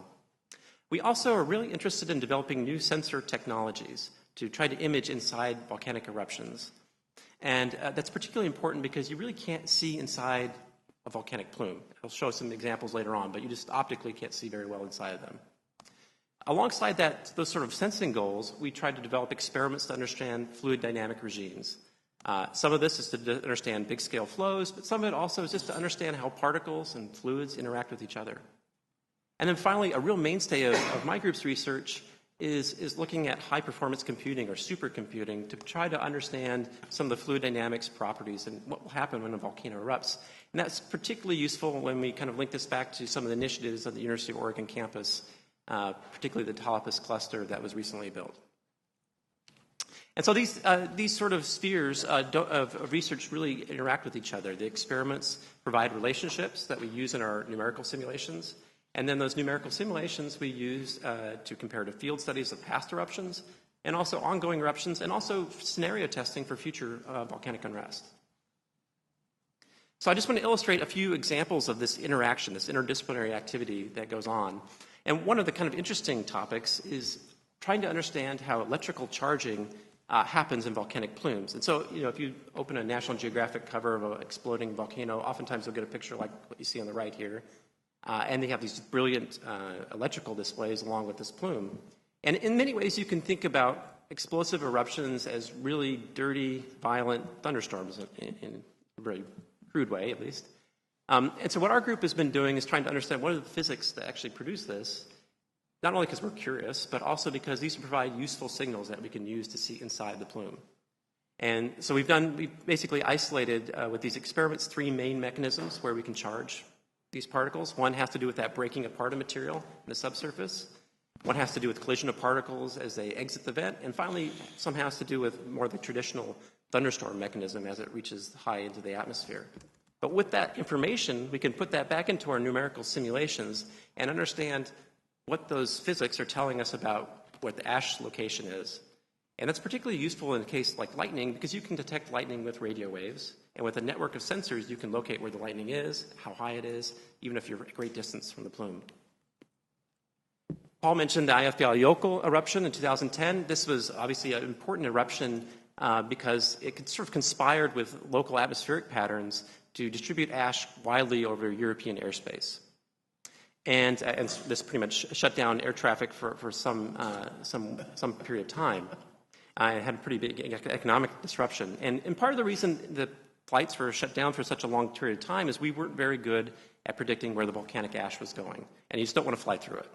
And so there were kind of 2 main sources of uncertainty in that system, one of which is you really need to understand where the volcanic ash is going in the atmosphere and how high it's going, which is really a fluid dynamics problem. And we also didn't understand really well how long volcanic ash stayed suspended in the atmosphere. And that has largely to do with how much these particles stick or aggregate to each other. Particles that stick together fall out faster. Knowing that is important to know where the volcanic ash goes. So our group has done a number of simulations looking, this is what you see on the right here, is a still image of a bunch of volcanic ash from a high-speed video camera that's illuminated with a laser sheet. And we use these sort of experiments to study thousands of interactions, understand how these particles interact with each other. We then put these into these supercomputing models and understand where the ash is aggregating and how long it stays aloft. You can see this more dynamically in this time series. So this is a numerical simulation. The blue here is representing the ice surface, ice cap in this volcano. And you can see from this, solving a set of partial differential equations on a computer, we can predict where this sort of ash will go. And this is very valuable as a source condition for a broader scale distribution of ash. In schematic form, this shows our approach to this problem, where we take experiments, they provide relationships that we use in high-resolution numerical models, and those numerical models then go into weather models, and then we can use things like satellite data to interact with that sort of data. So it allows us to go from something that's happening at maybe 10 micron scale to something that's over 1,000 kilometers in its interaction. This is illustrated with these slides here with the Mount Redoubt eruption, where we did a high-resolution simulation on the top there that fed into a weather forecast model that shows kind of Alaska there and parts of Canada. And then that allows us to compare to satellite data like these A-Train data from a constellation of satellites we have in orbit. On the flip side of hazards, so moving away from plumes now to pyroclastic density currents, these currents are much more hazardous for the immediate health of people living near volcanoes. They focus so much energy right at the ground level where people and infrastructure exist, and that's why they're dangerous, and as this example in Guatemala last week illustrated. And so our group has been going to many volcanoes. One example is Tungurahua in Ecuador to study these sort of flows. And I just want to show you some images of this flow, in part to illustrate that while dramatic, you just can't see inside them. So understanding what's going on physically is really hard just from looking at pictures like this. So instead what we do is do these sort of numerical simulations. So this is a three-dimensional simulation of a flow going down the Tungurahua slopes. It's in a river channel, and it actually goes past a pretty large river and goes up the bank the other side. So it's very energetic and produces those deposits that you see on the right there. You see a person for scale there, and that happened over the course of one evening. Kind of cut away in these simulation pictures are the concentrations. So you can use the simulations to see where the flows are concentrated, where they're most energetic, where they're most destructive. And that allows us to predict how far these flows could potentially go and where they'll go. And that provides information for hazard planning. So I hope what I've showed you in these kind of brief examples is how we can use lots of different sorts of information. And all the way going from experiments to numerical modeling to all sorts of sensing. And I think the exciting thing about volcanoes research right now is that we're interacting a lot with other fields like mathematics, computer science, data science, physics, chemistry, and engineering. In fact, I was giving a talk to a mechanical and aerospace engineering group in Minnesota last week, actually, or last month, rather, that had very similar fluid dynamics interests. So it's a really broad field, and that's very exciting. How that translates into my group's activities here, and we've just been here about 3 weeks, so we're still in building phase, but we're building a few different labs. One is a sensing lab for extreme environments. One is a compressible and turbulent fluid dynamics lab, study dynamics during explosive and energetic eruptions, and a granular and geophysical lab. And then other resources that we use are, for instance, this Talapas cluster, and Nick Maggio and his group have been really fantastic in getting us up and running on that cluster. But more broadly speaking, I think this is an extremely exciting time for this Center of Volcanology, a cluster of excellence in volcanology at the University of Oregon campus. The activities already have brought together a really amazing cohort of people in my field, and that's certainly why I found this attractive to come here. All these people do lots of different things, and actually they collaborate with other people on the university, so this web of people is much bigger than it's even shown on the slide. But I just kind of want to go through and kind of illustrate what some of the activities are that people are doing. So Toma Giachetti is working on interpreting textures and products from past eruptions to understand dynamics. Emily Hooft is here. Doug Toomey and Amanda Thomas are using seismic waves to perceive how melt is distributed in the subsurface. Ilya Bendeman, who's here, and Paul and Jim Watkins are using geochemical techniques to understand melt production subsurface and its evolution as it goes through the crust. Mark Reed, who's also here, is studying a really important set of interactions where magma interacts with fluids in the crust, and that's important for energy transfer as well as chemical transfer. Meredith Townsend's a new faculty hire. She hasn't arrived yet. She studies how melt propagates through the crust in fractures and kind of spans structural geology and volcanology. And then finally, Leif Karlstrom and myself work on more physical aspects of magma and eruption dynamics. So I think with this team and with the future hires that we have, I think we really will be a leader in volcanology, and we'll be a center in the sense that I think we'll be a lot of center for excitement and intellectual development in this particular field. Thanks.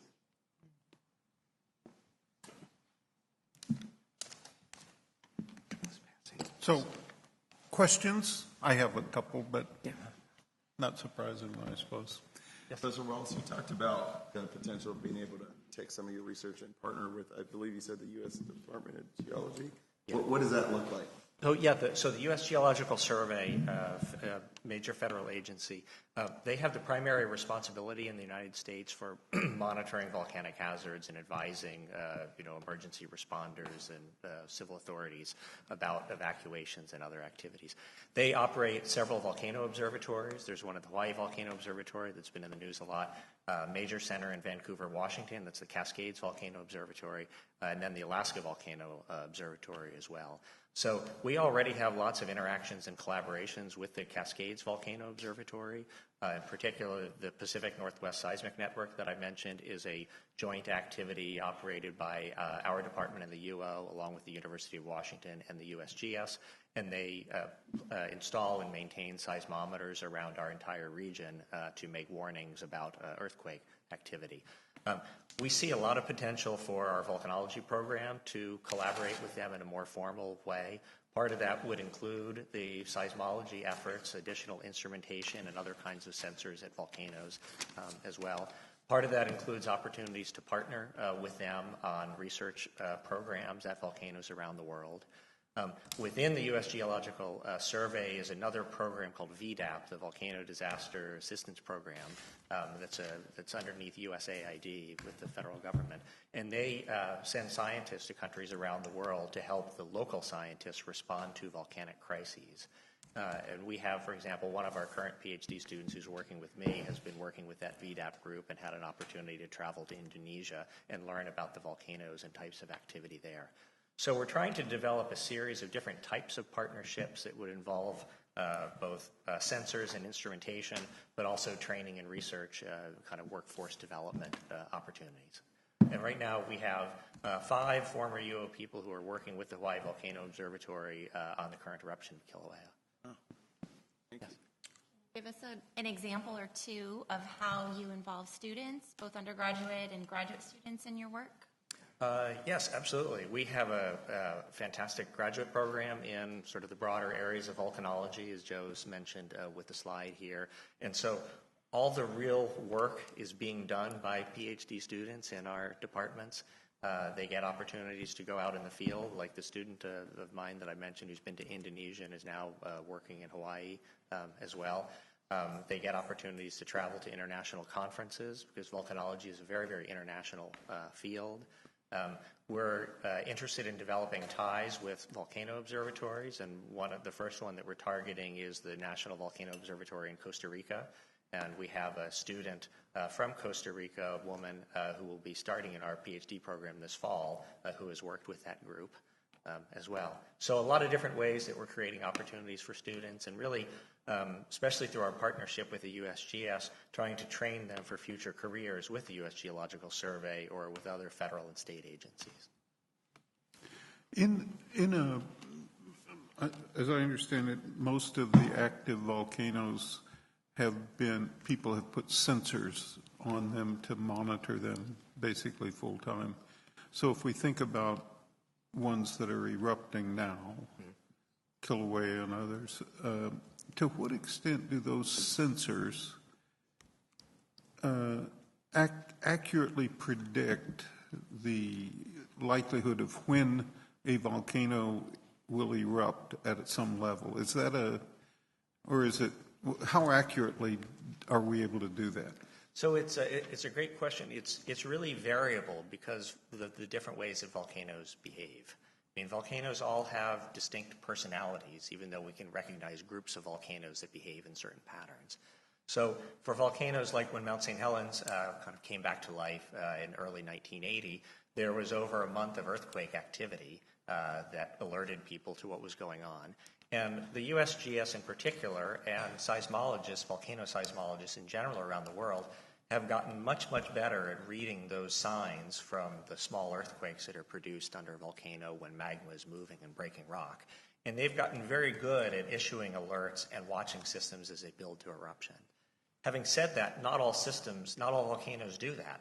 You know, there are some examples like Volcán de Fuego in Guatemala that just erupted where there's very little warning sign. Sometimes it can be a few hours, sometimes it's even less than that. So instrumenting volcanoes is really important, and many of the Cascade volcanoes are badly under-instrumented at this point. so that if there are warning signs, you're in a position really to recognize and see what's going on. And any other, I have one more. Oh, yeah, go ahead. I don't Can you help us understand the uniqueness of Oregon's department here? How many other research universities do this work? What do you do that others don't do? I'm assuming you're partnering with others too. Yeah, absolutely. There are some other universities around the country that have volcanology programs. There's no other place that has the kind of critical mass that we've been able to assemble now, which is what we're really trying to do to make ourselves a leader both in research and in graduate education as well. So we really are achieving this. At the same time, in some ways, volcanology is really booming in Europe because there's a lot more academic involvement in volcano research, whereas historically in the historically here in the U.S., volcano work has really been dominated by the U.S. Geological Survey. We're in kind of a new era now when a whole newer generation of people working with the USGS, volcano scientists, really want to collaborate broadly with academic scientists. So, for example, there's a large group of us that's put in a proposal to the National Science Foundation to create what's called a research collaboration network that would link both academic and USGS scientists, help them prepare for future volcano activity where teams of academic people could go in and contribute to sort of the research and monitoring as well. Great. Did you have a question? No? So, Joe, just at the sort of junior high school level for me, what is the chemistry that we see at Kilauea that hydrochloric acid is produced as part of that, or what is the chemistry? Oh, boy, I guess, I usually, probably Paul is more of the gas person. I'll do that. The Yeah. volcanic gases Yeah. are, I'm sorry, Joe. Yeah. Yes, so there have been a couple issues. The magma itself has a lot of dissolved sulfur in it, and so when it's erupting in the fire fountains or spattering events, or even just as lava flows flow across the surface, it releases that as sulfur dioxide gas. And that's one that there's been a lot of warnings about because it's very corrosive and bad for your lungs to inhale SO2 gas. That's a more local phenomenon if you're close to the volcano that you need to be very important. It's also one that we can easily measure with instruments, so that's another reason why you hear about it in the news a lot, because there's no SO2 in background atmospheric air. The hydrochloric acid that's a problem, it actually comes from seawater. It's when lava enters the ocean water, flashes it to steam, and the sodium chloride then is partly turned into hydrochloric acid that travels as little droplets within a cloud that can be dispersed downwind. And that cloud also has little tiny microparticles of glass, that's the quenched lava, that's also very, very bad for your lungs. Sure, go ahead. It appears that there's more activity. Is that actually accurate, or is it just we're in a news cycle where this is, and it's happening in places where we all go, or we're becoming more globalized? There's really no, increase in activity overall. It's just we detect volcanic eruptions a little bit better. People are living near to volcanic edifices, and it makes more news. It does kind of the news cycle. It seems to kind of jump up every once in a while, but certainly over the past historic period, there hasn't been an increase in volcanic eruptions really. Did you want to say? Yeah. So could you tell us a little bit about the funding environment for this type of work, in terms of what agencies you go to, whether it's a growing interest, whether you see increased interest after this sort of wave of lots of public and eruptions, whether all of a sudden Congress or the NSF gets interested if NSF is the entity? National Science Foundation is the primary research driver, I would say, in this field. Although some of the topics Paul mentioned, for instance, geothermal energy is the Department of Energy sort of focused area. We have a lot of interaction with NASA. That comes and goes with time. Some of us do planetary volcanism, which is focused outside the Earth, but certainly all the satellites that orbit have a component that looks down, and we use those for research. So there's pretty broad in terms of that. But then also there's there's even potential for even Department of Defense research for some of the computational things. Some of the things that interact outside, there are a few other funding sources. Mostly National Science Foundation. That funding, it's not increasing at this date. Sometimes after activity like this, things are rejiggered inside NSF that benefit us. But that said, we haven't been hurt that badly either through the recession. We've been able to keep our research programs going pretty well at kind of continuous levels. One of the great things with this cluster, though, is it puts us in a position to go after some of the bigger grants. And I think while volcanology as a whole might be sort of flat funding-wise, I think the University of Oregon group has the potential to have access to greater funding.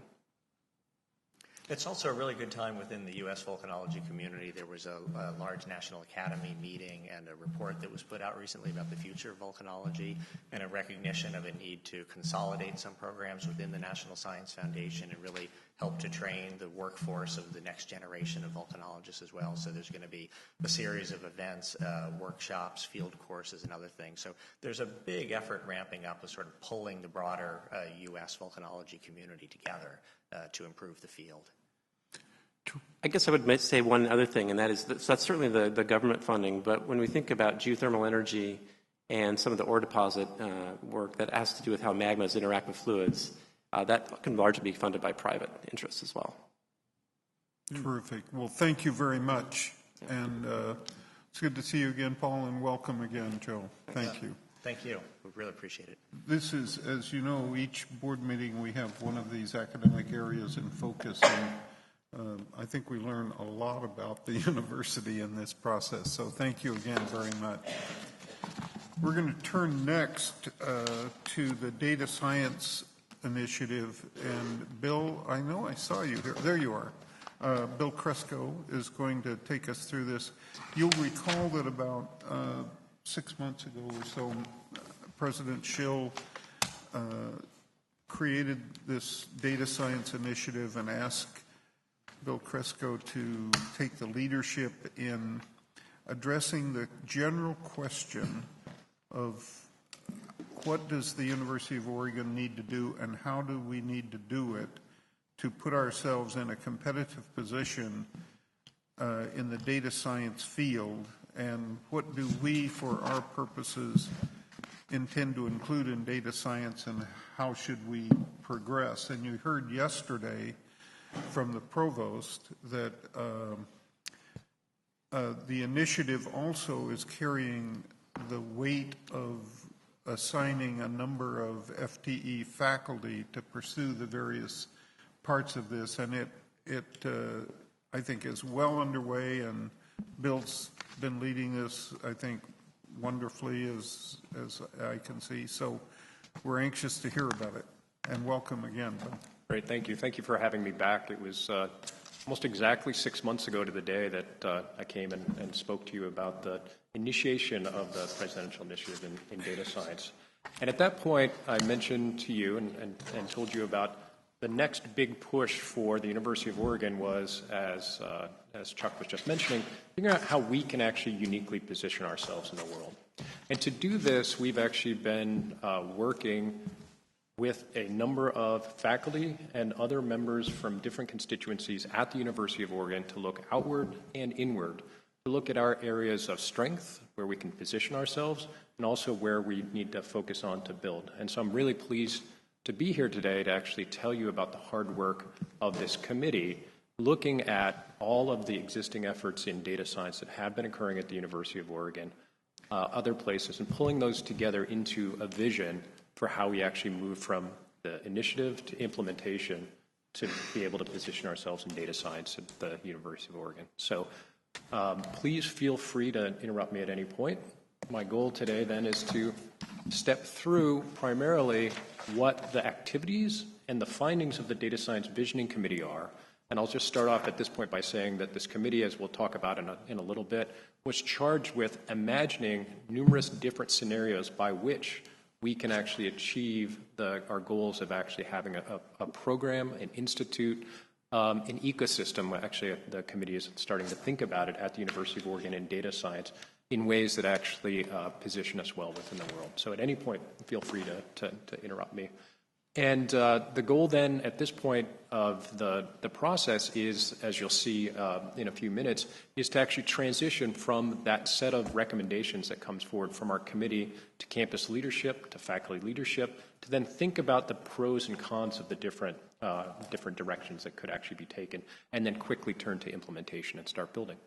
So what I'd like to start off with first, though, since it's been 6 months, is just a quick reminder of what data science is, because it's big, and this is really important for the way that we've actually thought about the vision for the University of Oregon. So I will start by saying that data science is much bigger than biology, but I'm a biologist, so I'm going to stick close to what I know. So all the examples I'm going to provide today are from the life sciences, biomedical. That's not to actually say that that's our primary focus or the only area of excellence at the University of Oregon or in other places as well, too. We have areas of strength in business analytics, as you'll see in environmental data science, as you just heard about from the volcanology cluster as well, too. And we'll discuss those a little bit when we talk about the hub and spoke model. So information is everywhere. That's the defining feature of our universe, is that there are local eddies of information that collected. And that information then is all around us. It's only been within the past 20, 30, 40 years that humans have been able to tap into that information and turn it into data and potentially usable data at the scales that we're actually seeing now. So in many ways, data science writ large is the tapping into this huge warehouse of information that exists either in a shaking mountain that's about to actually erupt, into a bunch of distributed data that were actually collected on different families throughout a community, or in the case of biology, the 3 billion base pairs of information that exist in every single cell in our body. So every time one of our cells copies, it's the equivalent if each one of those bits of information or a base pair was a book. It's like copying 1,000 Libraries of Congress. This happens a few times a day for nearly every cell in your body. It's pretty amazing that happens. So that's a huge amount of information. It's been there, but technologies over the past 15 to 20 years have allowed us to tap into it, for example, to take a biopsy from our skin and read all that information.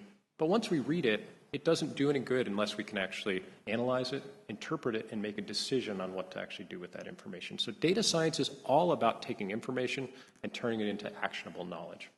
So just this sort of sums it up. More data has been produced in the past 2 years than the entire previous history of humans, and this will only accelerate. Some estimates are that there'll be 2 megabytes of data produced every minute for every human on the planet by 2020. So data science is an interdisciplinary field to actually use that large amounts of diverse data to extract useful knowledge. And in some ways, it's a continuation of some areas of data analysis fields, such as statistics and data mining, and certainly it builds upon the foundations of mathematics, calculus, but is much more than that. Data science is almost always for a reason, for a purpose. So that's an important thing to think about. So it involves big data and data analytics. I think this is a good way to actually summarize this. So what do we mean by big data? Oftentimes it's described as the 4 V's. So volume, there's a lot of it. But it also comes quickly, and you have to do something with it fast. It's of different types. There's a variety of different types that come in. We can actually go to the doctor now and have information and data collected on not only our genomes, our genetic information, but our heart rate. We can actually monitor our brain waves. There's a variety of different information. How do we actually integrate all of that? And there's veracity, because data that actually doesn't represent information and reality is untrustworthy and can lead us in the wrong direction. So this will be very important as we talk a little bit about what some of the core competencies are for data science that are beyond just math and statistics, but actually involve things such as communication and ethics. It's a really key finding of the committee so far. So data analytics is a novel way of extracting useful information from data. You just heard Joe Dufak talk about some of the work that he's doing in numerical modeling for volcanic eruptions. That's actually a form of data analytics, and we use numerical modeling in my lab for different reasons, but it's a really important area of research. So math is really important for it, but it's not sufficient. And classical statistics is important, but it's not sufficient either, because it involves much more large-scale computation as well, too. Artificial intelligence and machine learning, which we'll talk about in a second, is key to modern data science, which means we need big computers that are well connected to the world. So we'll talk about that a little bit later on as well, too. But just as important is the ability to take what's being analyzed and the outcome of the analysis of those data, interpret it, communicate it, and make a decision on it and move forward. So those are really key parts of data science as well, too. And you'll notice they're key parts of many aspects of a liberal arts education. So that's one of the strengths and important things that we'll talk about. So I have much information on, a lot of information on these slides. I'm not going to go through. These were more for you to be able to actually read in your leisure on Friday evening when you actually want to have a little extra fun. You can go through and read beneath the headings here. But it involves math and statistics, but it also involves computer science. It's a key. But also what are called domain knowledge and skills. So this means that if data science is for a reason, you better know business. You better know biology. You better know computer science itself for applying data science. And you better know volcanology, for example. But communication and visualization is a really important aspect of it as well, too. So what have we been doing? Well, it was really important for the University of Oregon, through the composition of a large committee that represents many of the different constituencies across campus, to actually go through and take a cold, hard look at where we are, where we can go, and what we need to do to get there, because we are not the first in the world to actually think about doing data science, and that means that we really needed to think about what uniquely University of Oregon we can build on. So this is a vision that's emerging from this committee. This committee, as you'll see in a second, was quite large, but it actually doesn't represent all of the activities in data science that have already been occurring at the University of Oregon in many different places. And so one thing that the committee is oftentimes described and likes to think about is that the presidential initiative itself that was announced last year, and the focus by the President Schill and Provost Banavar was on putting our arms as a university around these activities to enhance them and accelerate them, and then make sure we build the structures and put those in place so that we can provide novel educational opportunities for our students, bring new students to campus, and increase our research. So it's a vision that was overnight 20 years in the making, I guess is probably a good way to put it. So the charge for the Data Science Visioning Committee from the provost was to go through and think about all of these different things. Now, I won't go through and read this, but there's two key points that I'll actually say here, is that the expectation was set for a rapid turnaround for the vision to come forward as an initial vision by the end of the spring term, and through discussions with President Schill and Provost Banavar to make sure that the committee was heading in the right direction, and then, which we were, and then to have the final vision in written documentation by the end of this term.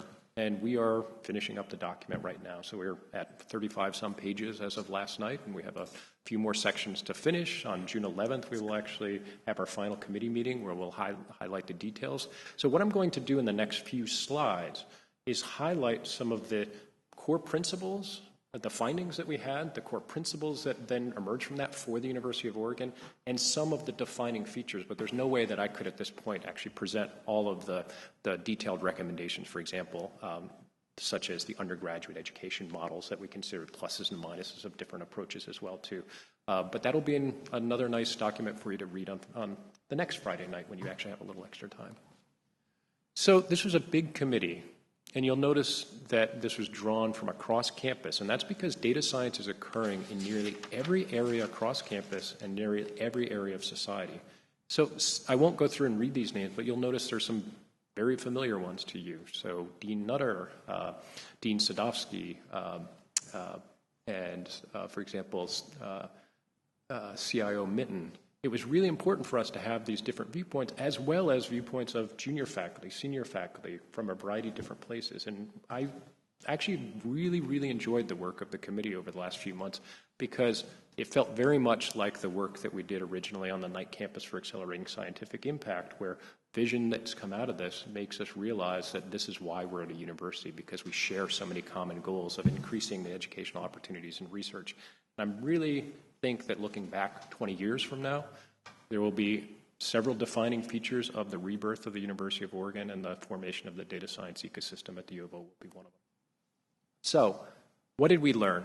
Well, we did a fair amount of work by looking across the landscape. And before I move on, I'll point out two people at the bottom, Stacy Wagner and Leslie Coonrod, who did a huge amount of analytical work on this, digging into programs at other universities, meeting with and talking with individuals at companies in government, just to learn as much as we could about the landscape across the world. So data science initiatives are planned or started at nearly every research university. It's important to note that. Numerous educational programs in data science have also been launched. And interestingly, one of the things we found, and I think this is a key to how we position ourselves for success, is some of the best ones and that align most with the ethos of the University of Oregon are on the West Coast of the United States of America. So as you can imagine, in Seattle and the Bay Area, and as I'll show at the end, we actually already have connections with some of these programs as well too, and I think it's going to be key. So this is just a subset of the examples of data science occurring in domain areas across the University of Oregon. Digital humanities, GIS, business analytics, theoretical and systems neuroscience, and the list goes on. What's actually happened at the U of O is that we haven't necessarily had a nucleating school or college for a data science program or initiative to grow out of, where at other universities, for example, at Michigan, the data science program grew out of the College of Engineering or Carnegie Mellon, Computer and Information Sciences. So the University of Oregon doesn't have a School of Engineering, doesn't have a School of Medicine, doesn't have an ag school where traditional statistics programs have grown out of. What that means is most of our progress at the University of Oregon has been in domain areas. So we have actually been putting effort into cluster hires in, for example, volcanology, in obesity prevention and health promotion. We've actually been hiring data scientists into that, and I'll highlight that here in a second. But what that means is we've had relatively lower investments at the university in core methodological areas of advanced statistics, computation, and some of these areas of the communication and ethics for data science. So those are some of the background information that really informed what we were thinking. So in addition, as I've mentioned, nearly every Fortune 500 company has a data science effort. Those vary quite a bit. And to a person, when we talked with individuals, when we brought up the issue that one of our strengths at the University of Oregon was a liberal arts education, so we were thinking very much about ethics and communication, they said that's spot on. You really need to actually make sure that that's a key component of the core of this initiative. So we have numerous strengths and weaknesses. Again, I won't run through these. But part of what we actually have that really informed our committee is a strong interdisciplinary research history. Because we didn't have quite as many silos, we actually have this long history of people coming from very different parts of campus, for example, to form the Prevention Science Institute and bring great researchers that come together in those ways. Institute of Neuroscience, Molecular Biology, Ecology, and Evolution. In addition, we have this deep liberal arts history, and we're a liberal arts research university. So we should build upon those and the investments that have been made in the domain areas as well, too. Our challenges are because we don't have the ag schools, engineering, medicine, the normal places where one would actually grow really technical skills, investments haven't been made over the years. And so the committee's recommendations, to summarize, are to form a model that simultaneously builds upon those areas of investment and by faculty and by the university in domain areas, builds an ecosystem that strengthens those areas and connections, and then in many ways builds up and mitigates some of the weaknesses we've had in more of those technical areas. So we'll talk about that in a second. So here's a high-level summary of our vision and guidance. I'd be happy to answer any questions now or at any point in the future. And I will remind you that this is our guidance. These are not decisions. The committee was asked to actually provide guidance to you, to the president, to the provost, and to the faculty for what we see are good ways for us to head. So what are our goals by building such a program? I think it's really important to start from that and say, what are we trying to do? Well, we really want to build upon this history of interdisciplinary research in liberal arts. It's not to pull this out and sequester it away. It's actually to build upon and enhance what we've already done. And then to mitigate these relative historical weaknesses in areas that we haven't invested much in. So those were the guiding goals. So we came up with the principles for what the vision that we should present should be. Well, data science covers nearly all aspects of the university, so it should, to the largest extent possible, cover as much of the university and bring it in as best as possible. And we'll show you a hub and spoke model here in a second that actually highlights that.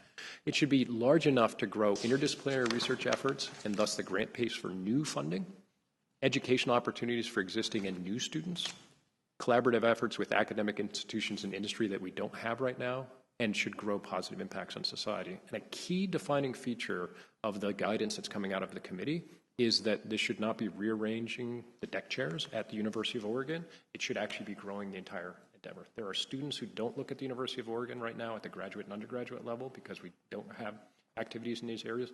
There's research that we don't perform here. There's funding that we actually don't get. We need to think about this as an activity that helps us grow as a university. But not growth for no reason, that's cancer. Growth for the positive reasons of actually developing and serving our state and our country better, really. So these are things that are necessary. So in many ways then, whatever we build as we implement the initiative, it should in some ways act as a university-wide interdisciplinary research entity.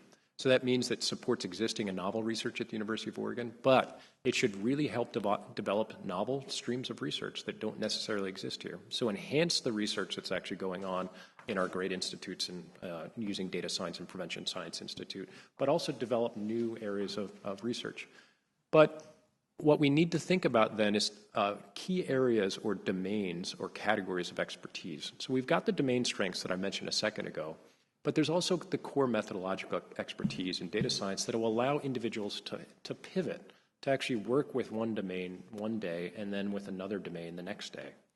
We are actually relatively light on that. And I'll give you a couple examples here in a second that I think will help about this. But then we also need to think about a ring of connectivity to other academic institutions, to government, to industry, to other aspects of society, so that we can actually have a flow through of ideas and connectivity through the center and through the outside.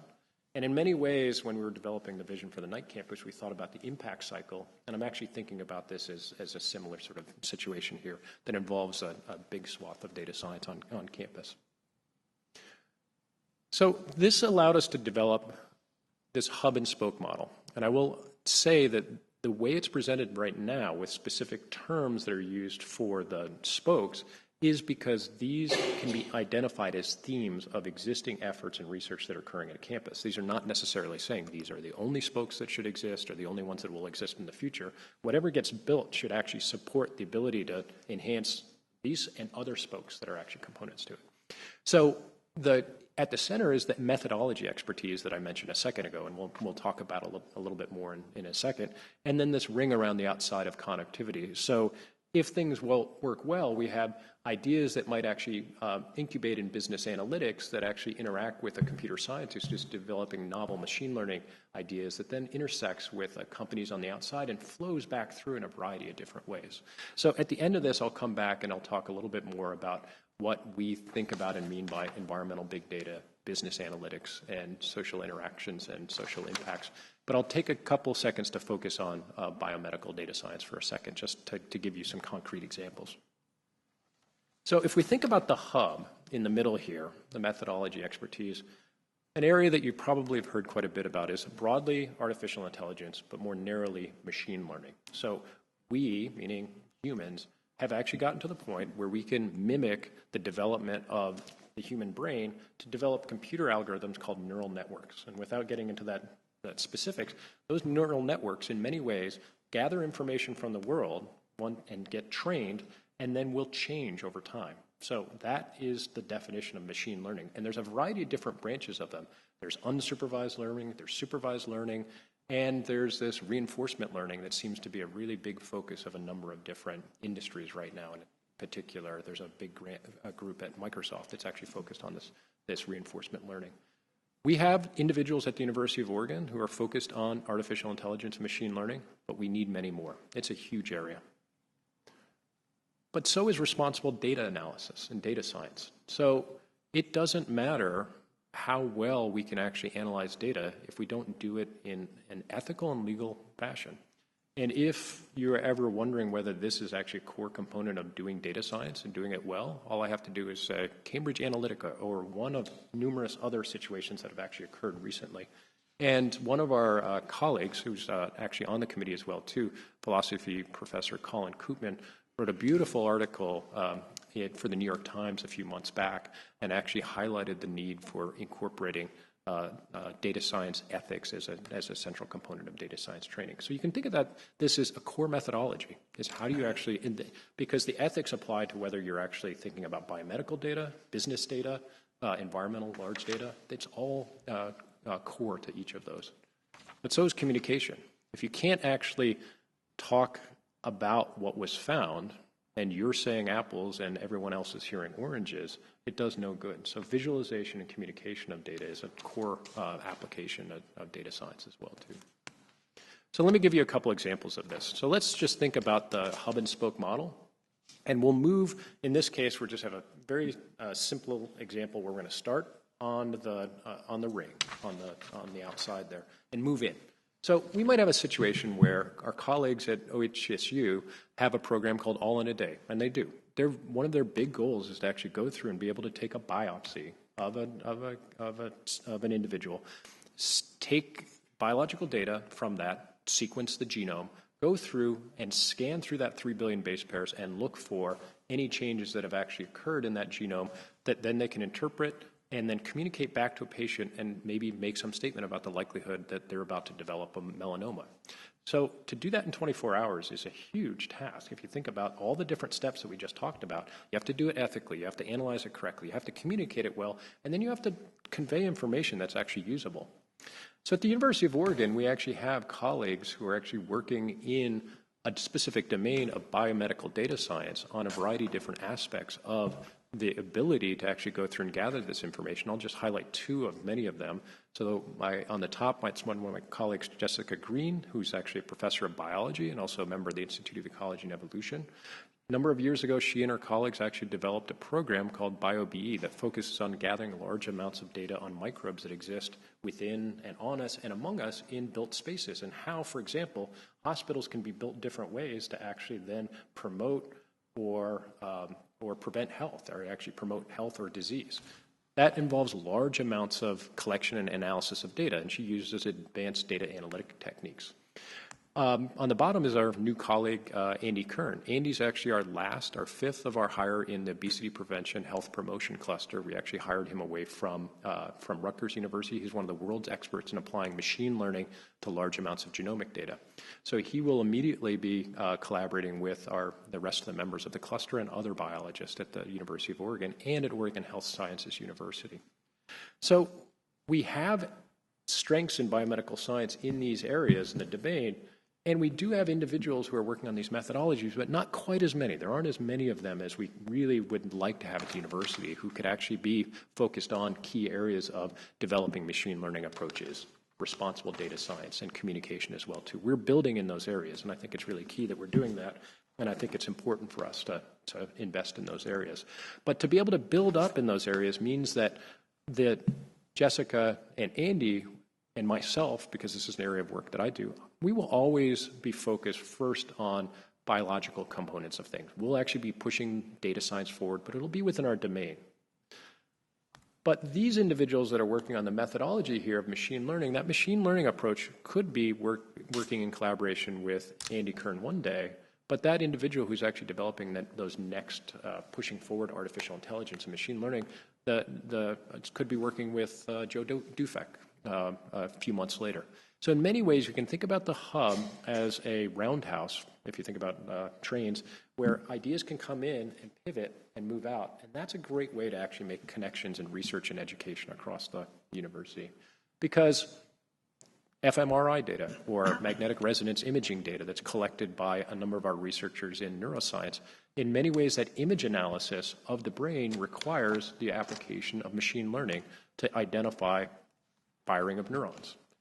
In addition, our colleagues at Oregon Health and Sciences University want to develop the ways to analyze image data, biological image data, and a variety of image data in a very fast and responsive way, so that continues to allow that connection. So the folks who are doing the methodologies have pivoted a little bit to work with neuroscience and have another angle of connection with OHSU, for example. But anyone who is actually working on image analysis using machine learning could then be thinking about facial recognition as well, too, because facial recognition is another form of image analysis that uses machine learning. So that individual could pivot work with someone working in the domain of cybersecurity, for example, and think about image analysis, and then that leads to a whole different set of connections, whether it's Apple, thinking about face recognition to have your phone open, or image recognition that's happening every day on streets around the world. And of course, if there was any question about data science ethics, probably comes straight to the fore here when we think about individuals actually being identified through facial recognition throughout the world. So that brings back the point that the responsible data science and communication is very critical in relationships like this.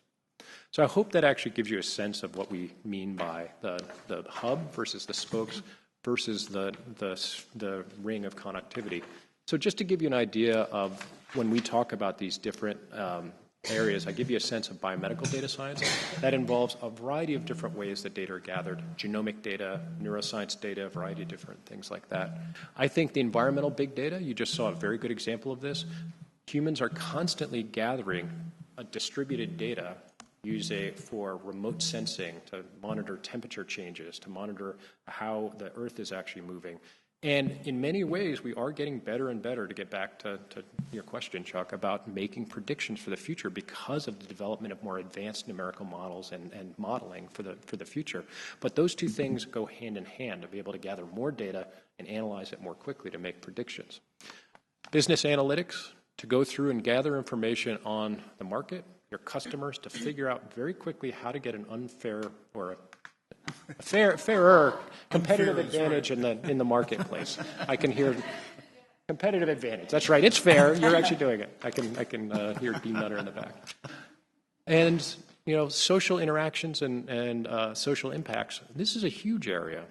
Thinking about the research that we have, top-notch research in the College of Ed Prevention Science Institute, thinking about how families, communities, and society, how interactions that individuals have growing up as a 3-, 4-, 5-year-old can impact the rest of their life.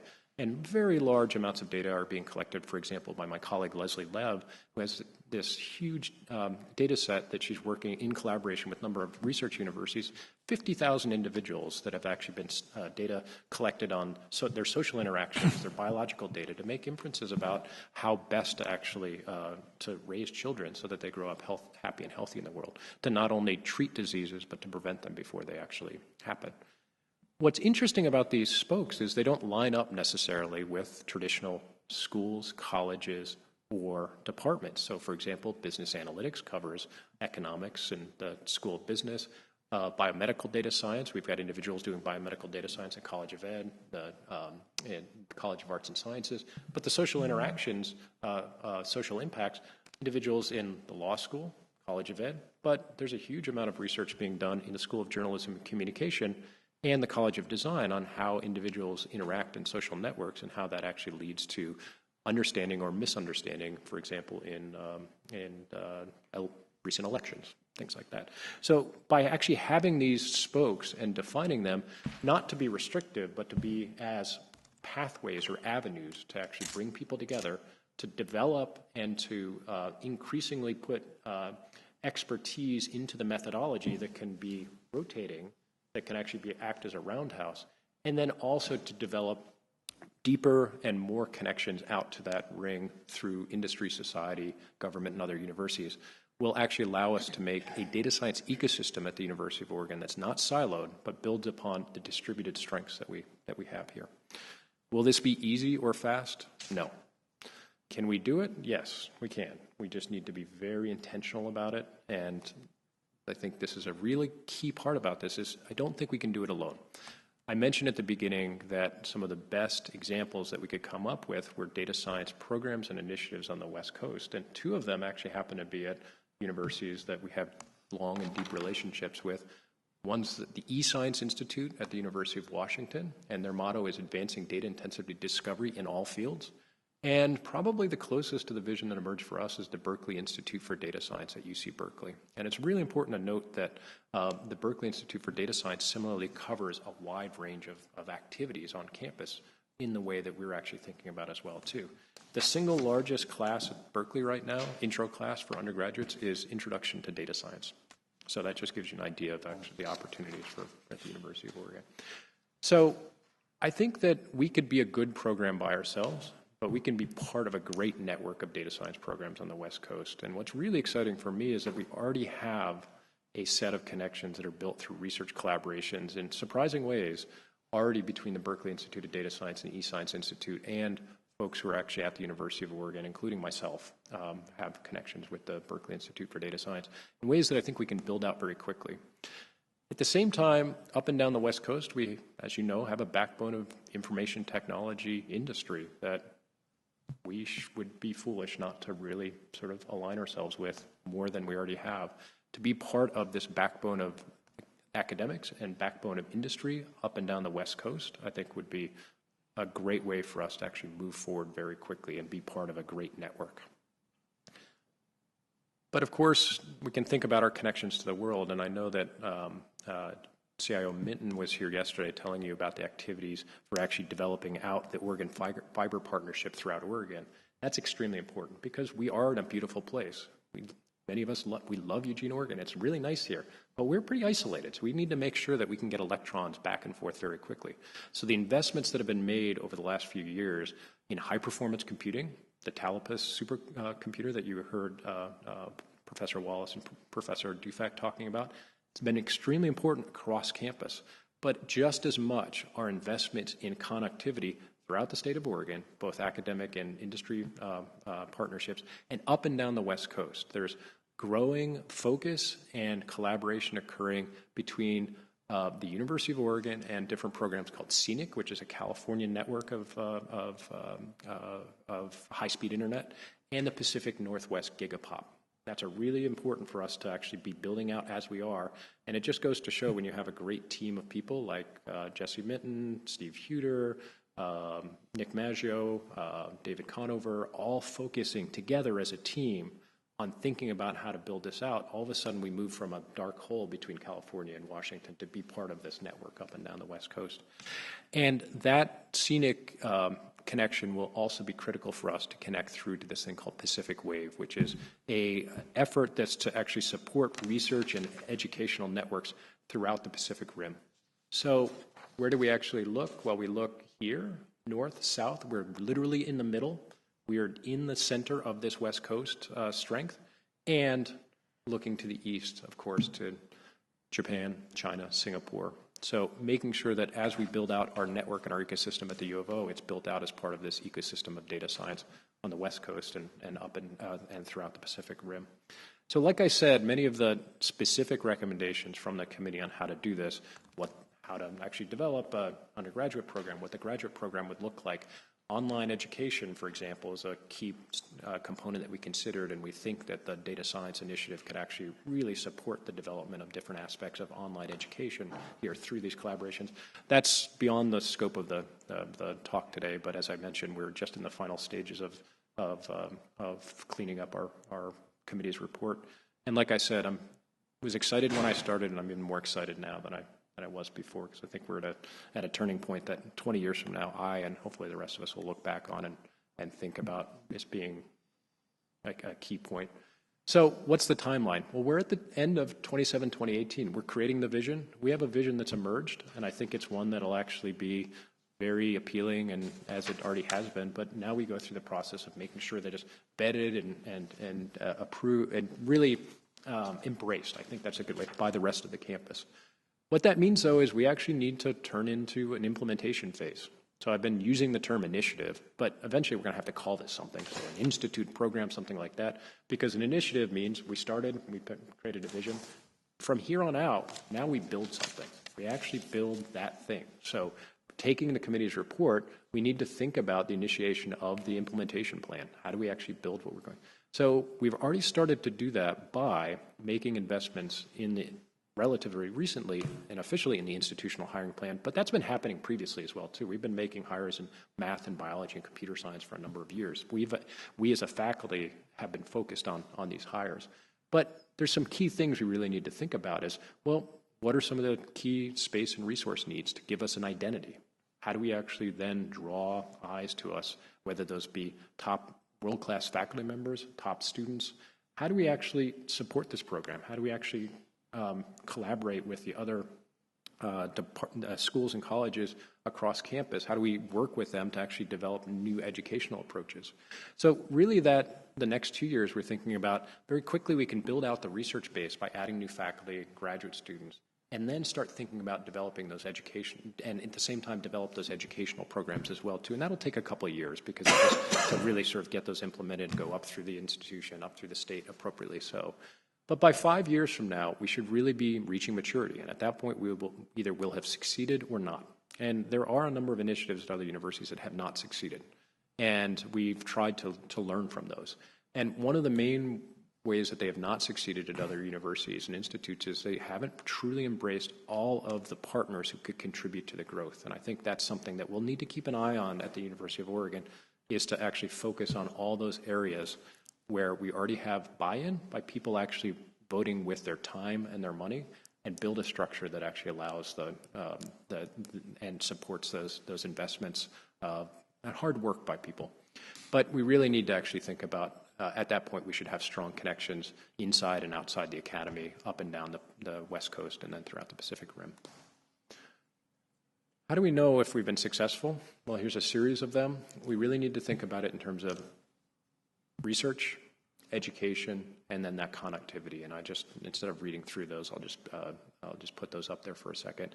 We need to constantly monitor and make changes as we move along. And the committee, in my opinion, has come up with a vision that allows that nimbleness and organic growth of the structure to actually happen and change as we move along. So I'm pretty excited by the vision that we've created. So with that, I know I went on a little bit long. If there's any questions, I'd be happy to. Thank you, Bill. Yeah, go ahead, Janelle. Really exciting stuff and impressive. I didn't think things moved at the university fast, so the 6 months is pretty amazing. It seems to me in this proposal, if you will, that there's incredible potential and capacity to build capacity both across the university and people that aren't as up on this with you, and these are grown-ups I'm talking about, as well as across industry. And it seems to me that could be part of the funding model for some parts of this. So have you included in there a professional development strand for other faculty, colleagues, and or business entities in the state? Yeah, we have. We actually consider that quite a bit. And just to dig into that a little bit, I mentioned at the beginning that data science is always for something. And what that oftentimes means is that there might be individuals who went to college, got a degree in an area, a domain area, and then realized that I have my degree in biology, but now I actually want to go into this burgeoning area of genomic analysis or bioinformatics.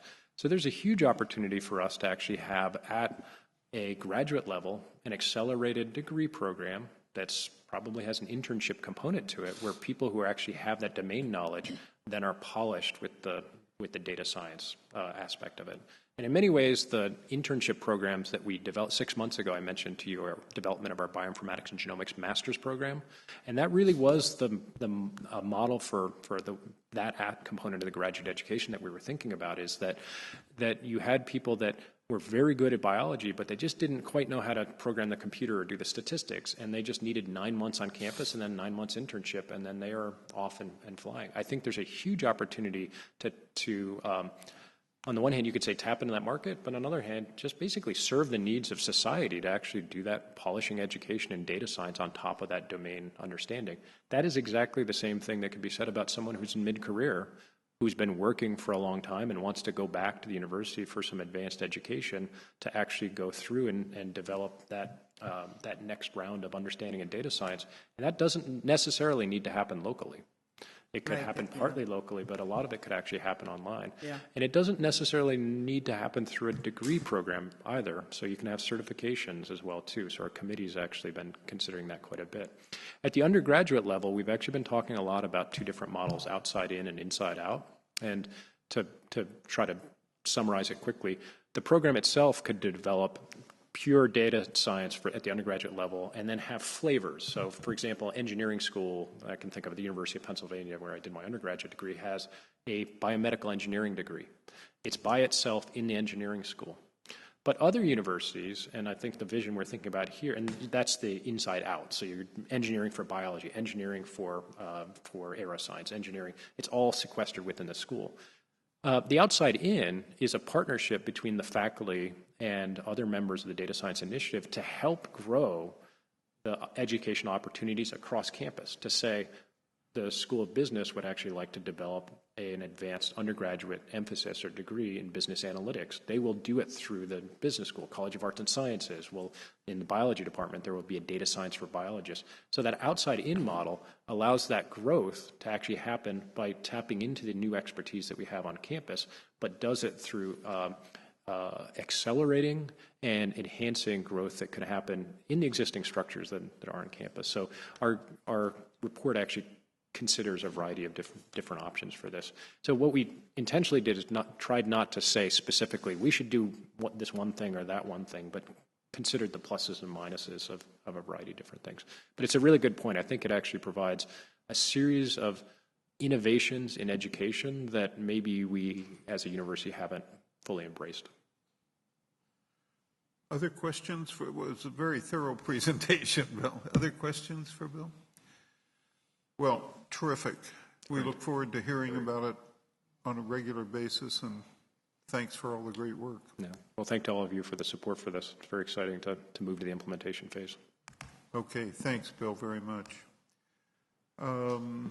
We're going to break for lunch. I think all of you know we're going to hear about the IDEAL framework now and programs, and I think you know our speakers. Well, Yvette, you do, but I don't know about Victoria. But yes, we do now, of course. So we're welcome, all of you, even the late arrivals. That's us.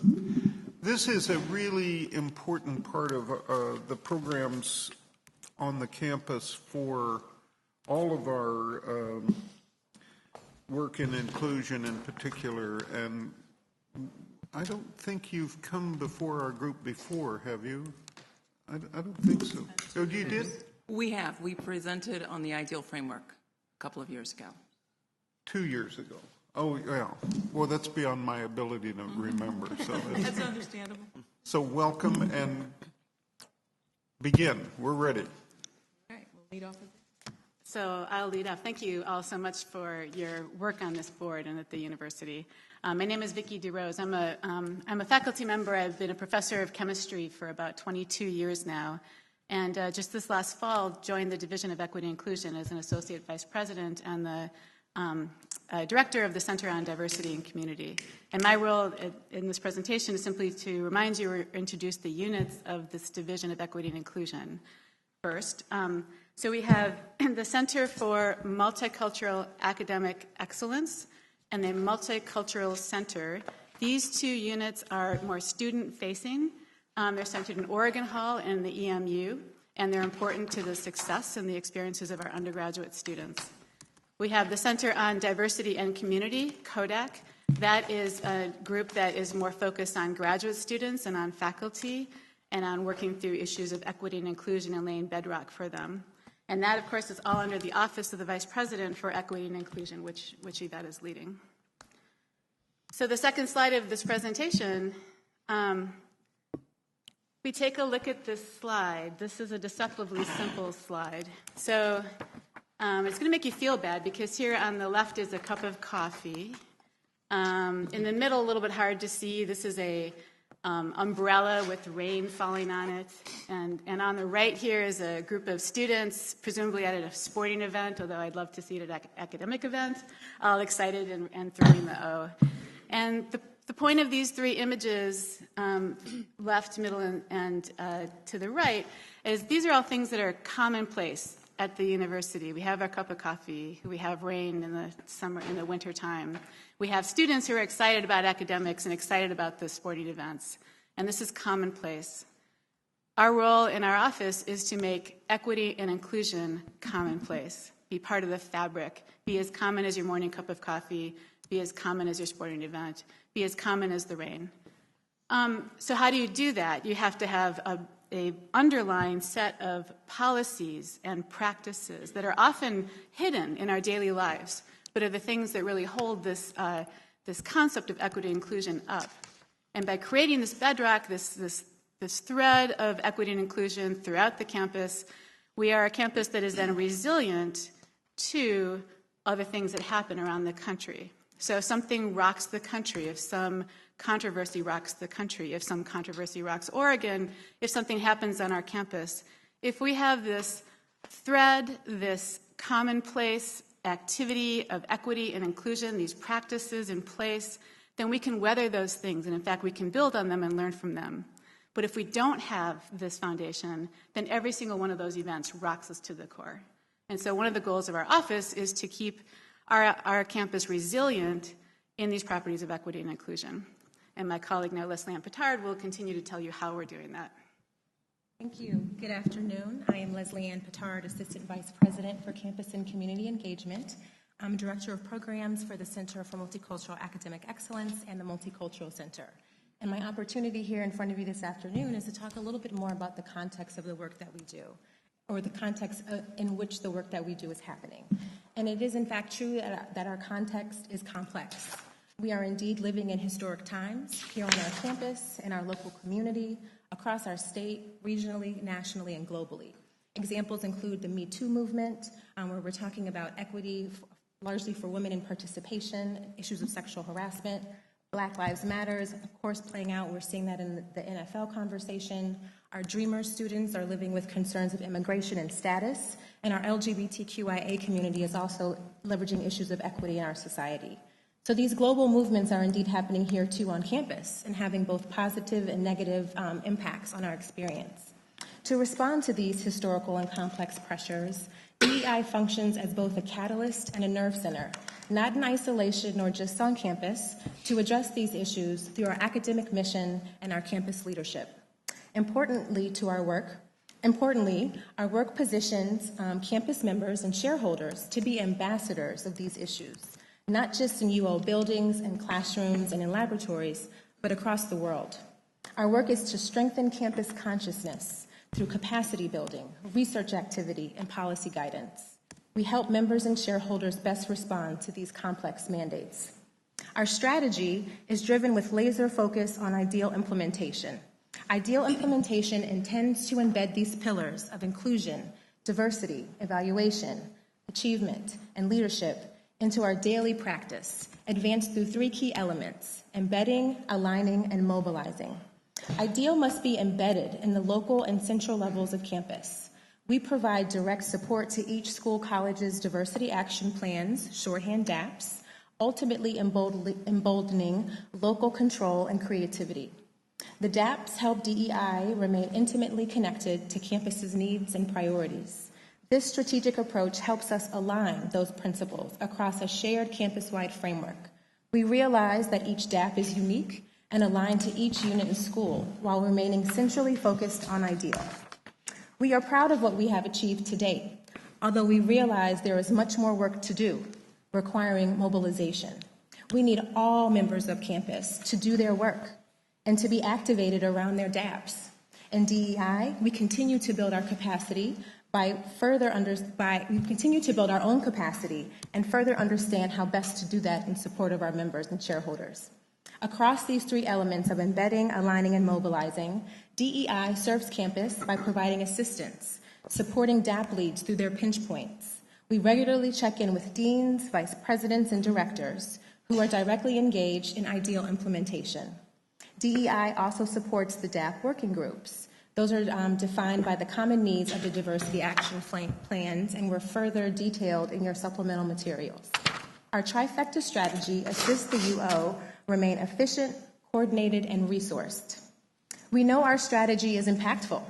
On Tuesday, we hosted Showcase Oregon, which highlighted how we align, embed, and mobilize our campus and local community. On display was our shared work.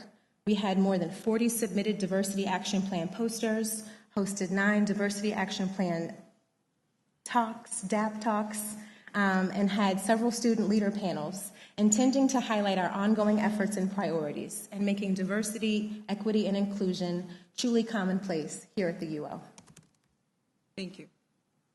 So building on the conversation started by Vicki and continued by Leslie Ann, I'd like to talk to you a bit about progress and our vision for the future, leaving ample time for engaging with you over discussion and questions. Before doing that, I also want to say that this work has been made possible by the leadership of our president, President Chill, who has helped to advance this work by prioritizing it in many of his initiatives. I'm also grateful, as Vicki indicated earlier, for members of our team who are here, some of them in the back. We serve 25,000 students, several thousand faculty and staff with a very lean team, and their work has been really pivotal in moving the work that you've seen forward. In terms of progress, it's important to understand, again, context, focusing specifically on two different pillars of progress. One, the challenging aspects of progress. What have we had to work through on the way through to being successful? And then, what does success look like?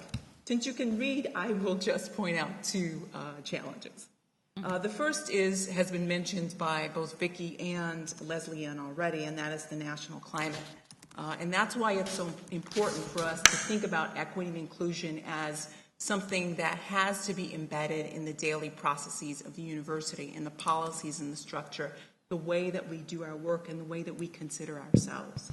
Because without that foundation, each and every one of these crises could have brought our work to a halt. Not only the work of DEI, but the teaching, the research, and the way we function as an institution. I think the second issue is really capacity and resources. And usually when we talk about capacity and resources, we always talk about money. But we're going to be above and beyond that to really think about the fact that resources are also in terms of time.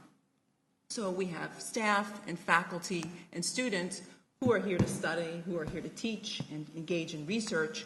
And what we're really asking them to do is think about institutionalizing equity and inclusion as part of these daily processes, which takes additional time and effort. It's important to do, but it has to be done on top of the work that is considered normal. So what has to happen in our context is helping the university and the folks who do this work to understand that it is in all of our best interests to engage in this, because one unit alone cannot do this work sufficiently and effectively.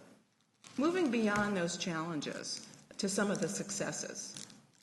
Leslie Ann and Vicki have already mentioned the diversity action planning process, and indeed, the last time we presented to the board, we presented the ideal framework.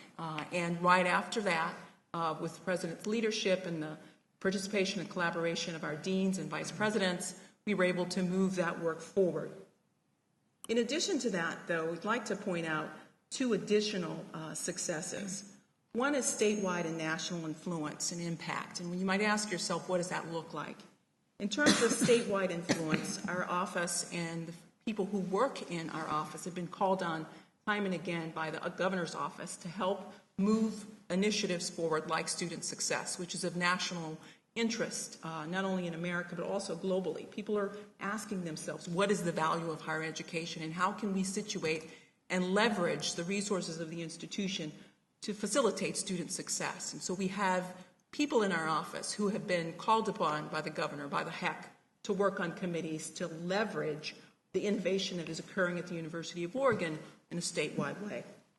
In addition to that, we've also been called on by national partners, including the Bill and Melinda Gates Foundation, to help with, again, student success initiatives, giving presentations to other campus leaders, presidents, vice presidents, and provosts around these issues.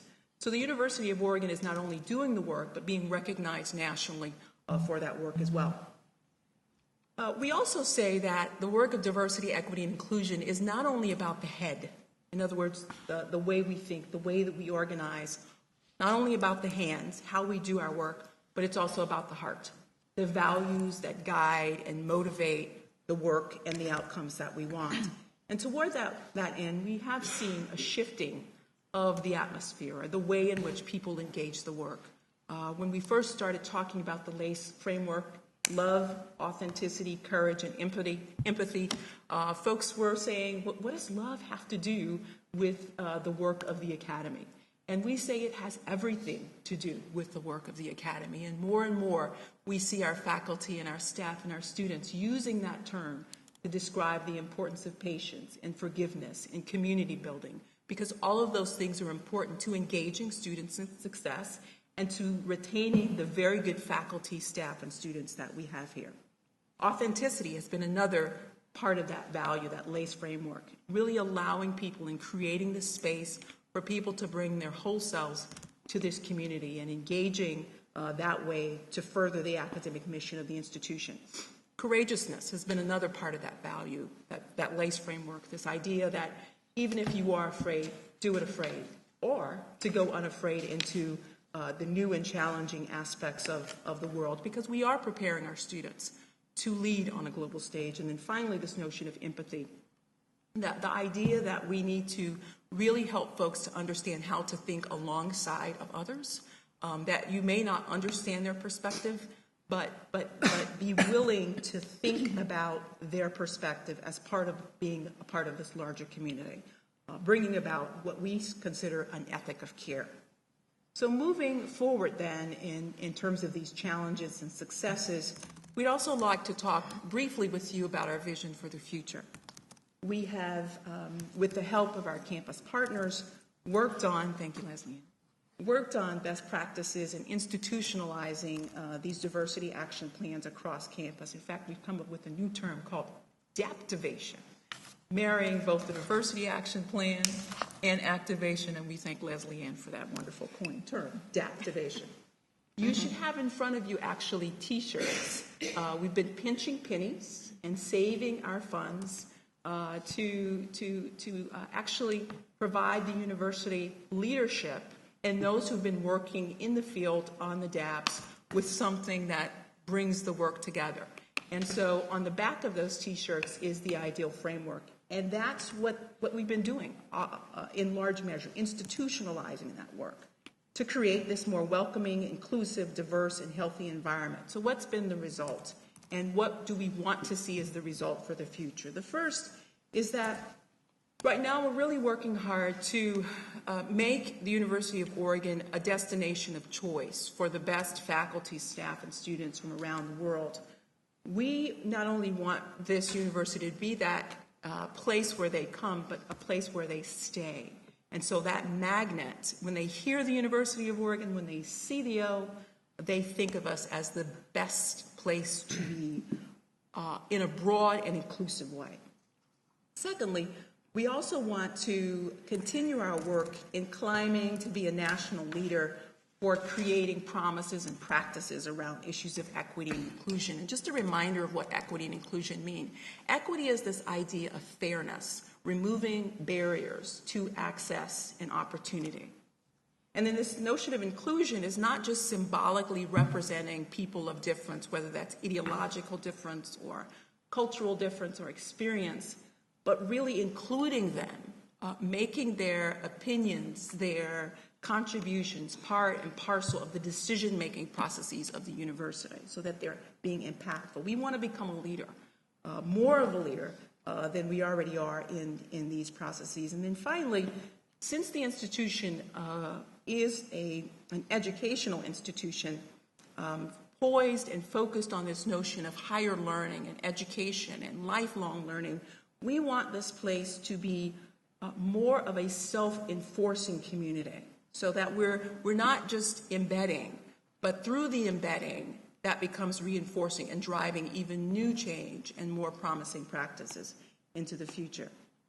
And as I end here, we thank you, the board, for your support, your encouragement, and open up this time for comments and questions.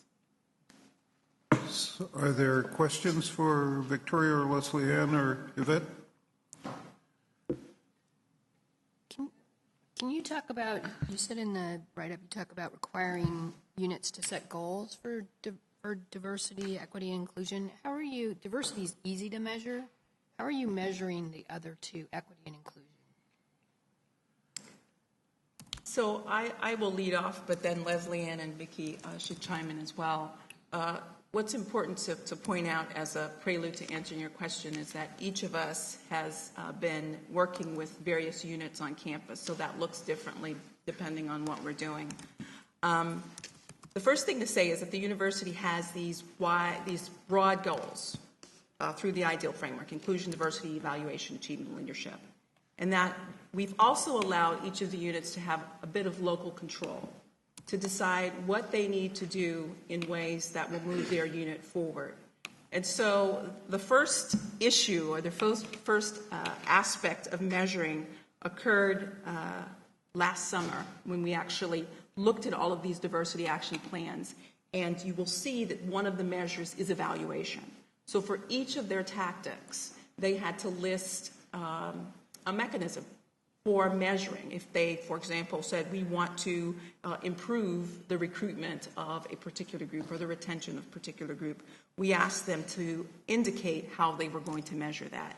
Then, with the help of a group of folks on campus, including Jamie Moffitt and others, we assessed their strategies for evaluating each of those tactics, and then offered some insight and perspective. What we also made clear to the units is that the DAP plans are working in living documents. And so if they encounter new opportunities for improvement or new issues that they need to grapple with, they can add, delete, modify their documents in any way that allow them to achieve their goals. So short answer to this question is that it depends. We have consultation, and in fact, one of our colleagues is specifically focused on making sure that each unit has a plan for evaluation so that at the end of 3 years, we can talk about not just the plan, not just implementation process, but the impact of these things across the 5 measures that we've listed. We also invite any comments or suggestions that you have toward that end. No, I'm just trying to learn myself. Marcia, one other thing is, and part of the diversity action plan is that the provost and the president will, in annual evaluations of the deans, take into account their progress towards the goals. And the initial thought, and still is the thought of Giant and me, is that we wouldn't have a university metric on everybody because there are different circumstances. And we have about, how many DAPs do we have? 40 something?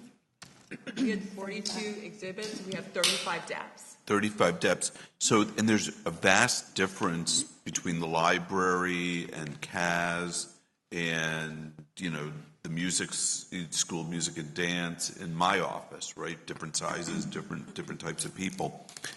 And we allowed them each to sort of say, well, what are the things that you want to do? Give us like 2 in each category. Give us a metric on each one. And then you'll be evaluated on that every year in the annual evaluations. And I think what it allowed people to do is come up with things that were obtainable. They're not going to suggest things that they know they're never going to be able to do.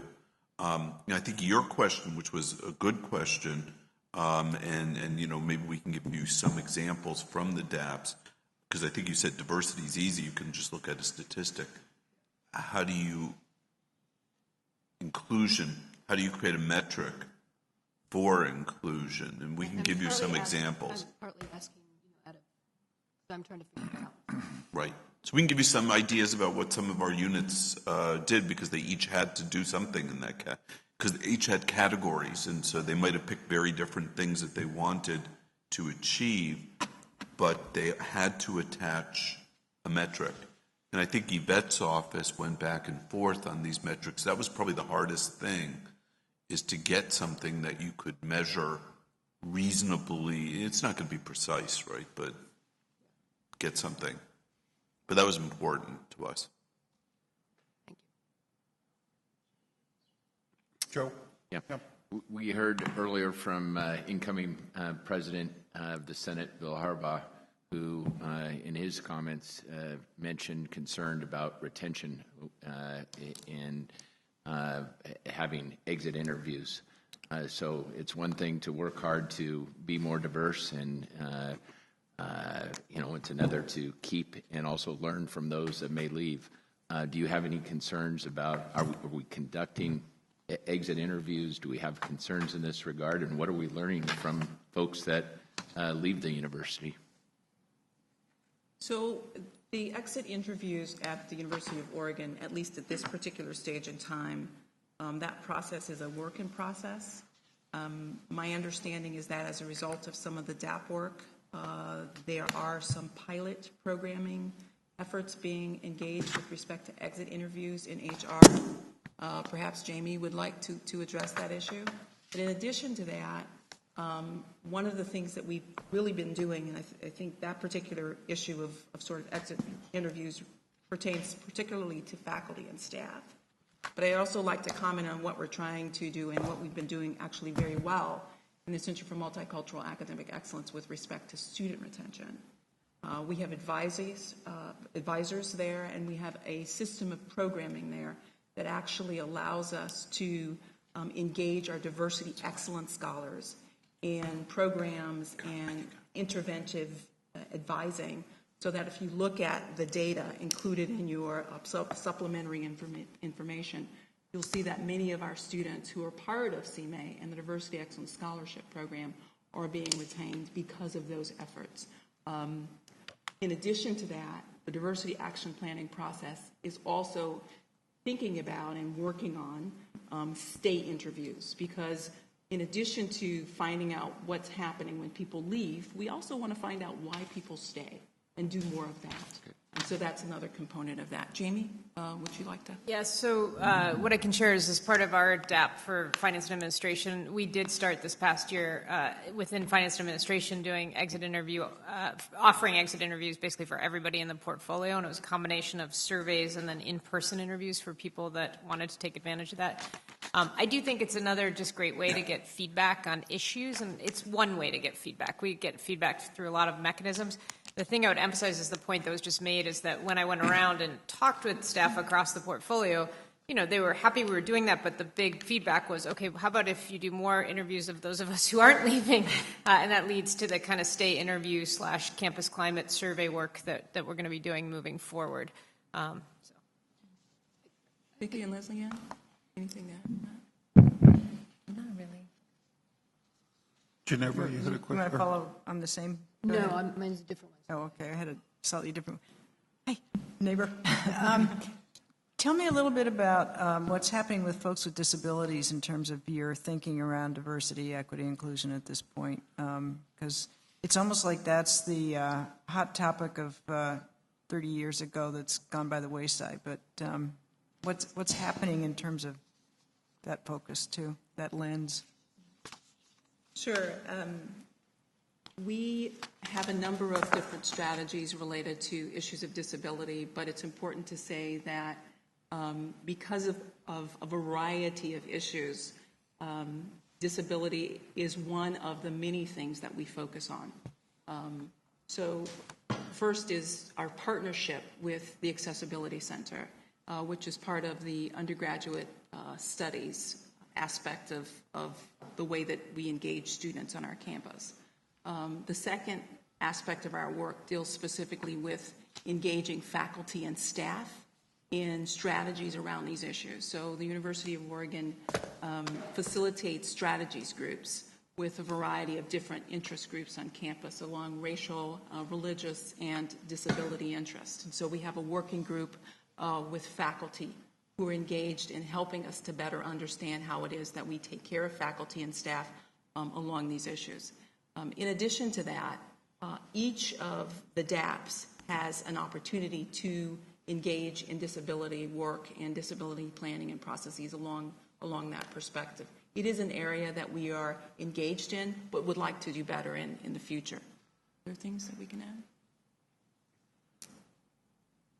I can mention one thing that is very direct, the new Knight Campus building. As part of the Diversity Action Plan put forward from the Knight Campus, one of their major goals was to make that entire new building completely abled for all types of groups. And so they've consulted with folks on campus and outside of campus, and made that as quite a centerpiece of their current diversity action plan. So that's for work buildings moving forward, and just the sensibility that this is a really critical component of new growth on campus.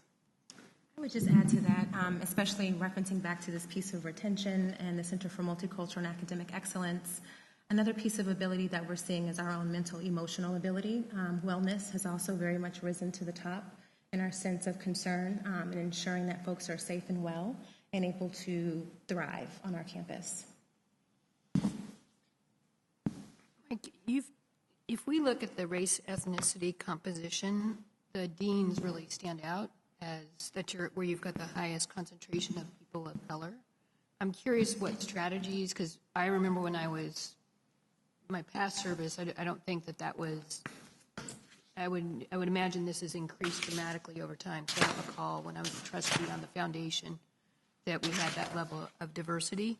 So one is what strategies, and then two, how is that by having people of color in hiring positions, is that helping you hire more tenure track professors? That's a great question. And on the latter one, I don't have an answer. I'll ask Giant, but I'm not sure he has an answer to that, because probably my guess is the faculty member or the dean that's hired the most, at least African American faculty members, is Andrew, and he's not. I mean, I don't know what group you're from, but you don't look like you're other than a white male. But so I mean, I don't think it's necessarily directly related to the race or ethnicity of the dean.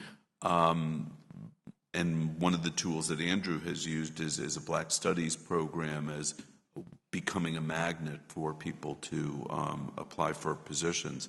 But on the, I do think we placed an emphasis on diversity among our deans and our leadership, and also gender.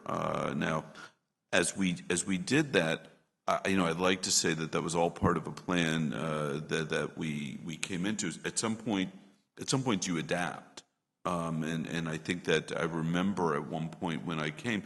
So we have almost all new deans. I think with Sabrina, I think we have everyone is new as a dean other than Randy Camphouse, as well as a new provost.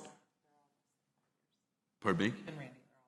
They're all less than 5 years, although Randy is the one that I didn't have a role in picking, because it's new for me, which is 3 years. So I will say one of the things that we did was we initially, my first year, we chose some deans, and then we looked and we were seeing, well, actually it wasn't as diverse as we wanted, and particularly they were all men my first year. So then we very much told the search firms that we wanted to see a more diverse pool. We were very conscious about diversity. What I can say is, and without any doubt in my mind, each of the people who we ultimately selected, we had much more diverse pools, but they were our first choices. And so we didn't put our finger on the scale in terms of who we selected as the deans, and we got a tremendous group of people. But it was, I think Yvette would agree with me, although I'm pretty sure you would agree with me, because I've learned some of what I know from you, maybe all of it, is that you have to be conscious about it. And if you're not conscious about building the pool, you might not have much on the other end. And so I think that's what the major difference was. And it was a learned thing when we saw that our pools were not diverse the first time around. I'd also like to add that at the same time on campus, we were also engaged in implicit bias training and more objective focus on how it is that you build diverse pools. And so that was another part of this reinforcing process, because you had search firms, but you also had faculty who'd gone through these processes, right, and they brought those issues through the top. Again, another outcome of the diversity action planning process and some of the work. I'll just make one more comment as a faculty member who participated last week in our active recruitment training. We have, thank you, Vicki, others. We have, through our new institutional hiring plan, processes and various required trainings for search chairs and for faculty and staff and students involved in making recommendations for hiring, things that we just didn't see 3, 4, 5 years ago. And with the explosion of new hires and our institutional hiring plan that's much more strategic, we now have a much more developed process for identifying both our implicit biases, but taking active steps to recruit a more diverse and qualified pool. And we recognize that there are many advantages to the health and vitality of our campus when we diversify everybody in our community. And so I think those requirements are going to be sort of foundational in how we build. And I just really appreciated that you did that last week and I participated. But I think it's a big step forward from what we did just a few years ago. I have a question. I am assuming you work strategically with Roger and the enrollment group with respect to recruiting students. Are you starting to see some positive ramifications with respect to recruiting for diversity as a result of all of the work that you've put in the last few years especially? We're seeing small gains. What's exciting about the diversity action plans has been the opportunity to take a deeper dive into exactly what you're asking. And what we've also identified that's become a need here in Oregon in particular is trust building and relationship building within communities much earlier. So we're in the process now of doing more formal inventory of the kinds of partnerships we have, whether it's a bridge pipeline, a recruitment retention, even a career placement opportunity, really understanding too how we can better champion for our community members and their families, having better connections with K-12 and those counselors. So we've done a much more intentional strategic view really of how best we can not only sort of get students here, but build trust with those families and communities to assure them that we too hold their values as well as their priorities close to ours. And spending the time and money to go outside of the local area in particular. And to your point of time, and as VP mentioned, we are a lean team. So part of the opportunity too is how better can we expand our partnerships to be much more sustainable and further embedded within different schools, colleges, units, so that it's not just the same folks going and providing engagement. Thank you. So I believe, Mary, that this year's admitted class, which it's not solidified yet because we won't have it for sure until October, has the largest proportion of underrepresented minorities of any admitted class. Now, within that group, there's, we do better in some groups than other groups. We do particularly well. We're making good progress with Latino populations, partly because we're in Oregon and that population group is growing here as elsewhere. Hard for African Americans, and I think the gains there are smaller. If I could add one more quick comment, the other opportunity that we have is to really think about not only how do we attract these students here, how do we keep them? And a significant obstacle and hurdle that many of them face is financial. So really thinking around diversity excellence scholarships, other opportunities that really ensure that they can thrive. Being admitted is just not enough. So I have a question. During the recent remodel of the Science Library, one of the absolute goals that we had was to have a single occupancy gender neutral restroom. And we've heard feedback from students that they really appreciate that, but they still don't feel like campus is doing enough to make them feel safe. So since you are seeing these plans, I'm curious, do you have a comment on that? Do you think we are making strides in that area for students who have some gender identity question? You've arguably hit on one of the more sexier topics, which is safety. And in our national climate, to our point aforementioned, is we are battling with a much broader issue of safety and inclusion. I know our colleagues have definitely made a tremendous impact in helping achieve gender-neutral spaces, but this really goes back to the capacity building and the ways in which our own attitudes influence our climate, and the way also that we ensure that our spaces are safe, whether that's relationships with the police, our sort of on campus or locally, which is a tremendous opportunity area, again, that we have. Any other, Sure. Just a comment. I wanted to commend your whole team. It really was refreshing to hear a lot of the progress that's been made under your leadership, Vice President Senso, and obviously your team. I remember 3-4 years ago, we were coming from a different place, but I think one of the biggest things that you guys are doing is putting systems in place. That it takes time, and we have a lot of work to do, obviously. And I know that you all have ambitious goals, which continue to have those goals. But I think that you guys have done a really good job at being diligent, training, teaching, getting people to understand the importance of having diversity at all levels. What President Schill just said, I really appreciated your comments in regards to you just brought in the pool, but you still picked the best people. And I think that's very important for people to say and understand, because what you don't want people to start believing is that because there is a person of color in a position that they just got that position. All of you are extremely qualified, and we're all fortunate to have you here at this university. So again, just very happy to see the progress that we've made, understanding that there's still a lot of work to do. And I completely appreciate your comments about the scholarships, the diversity building scholarships.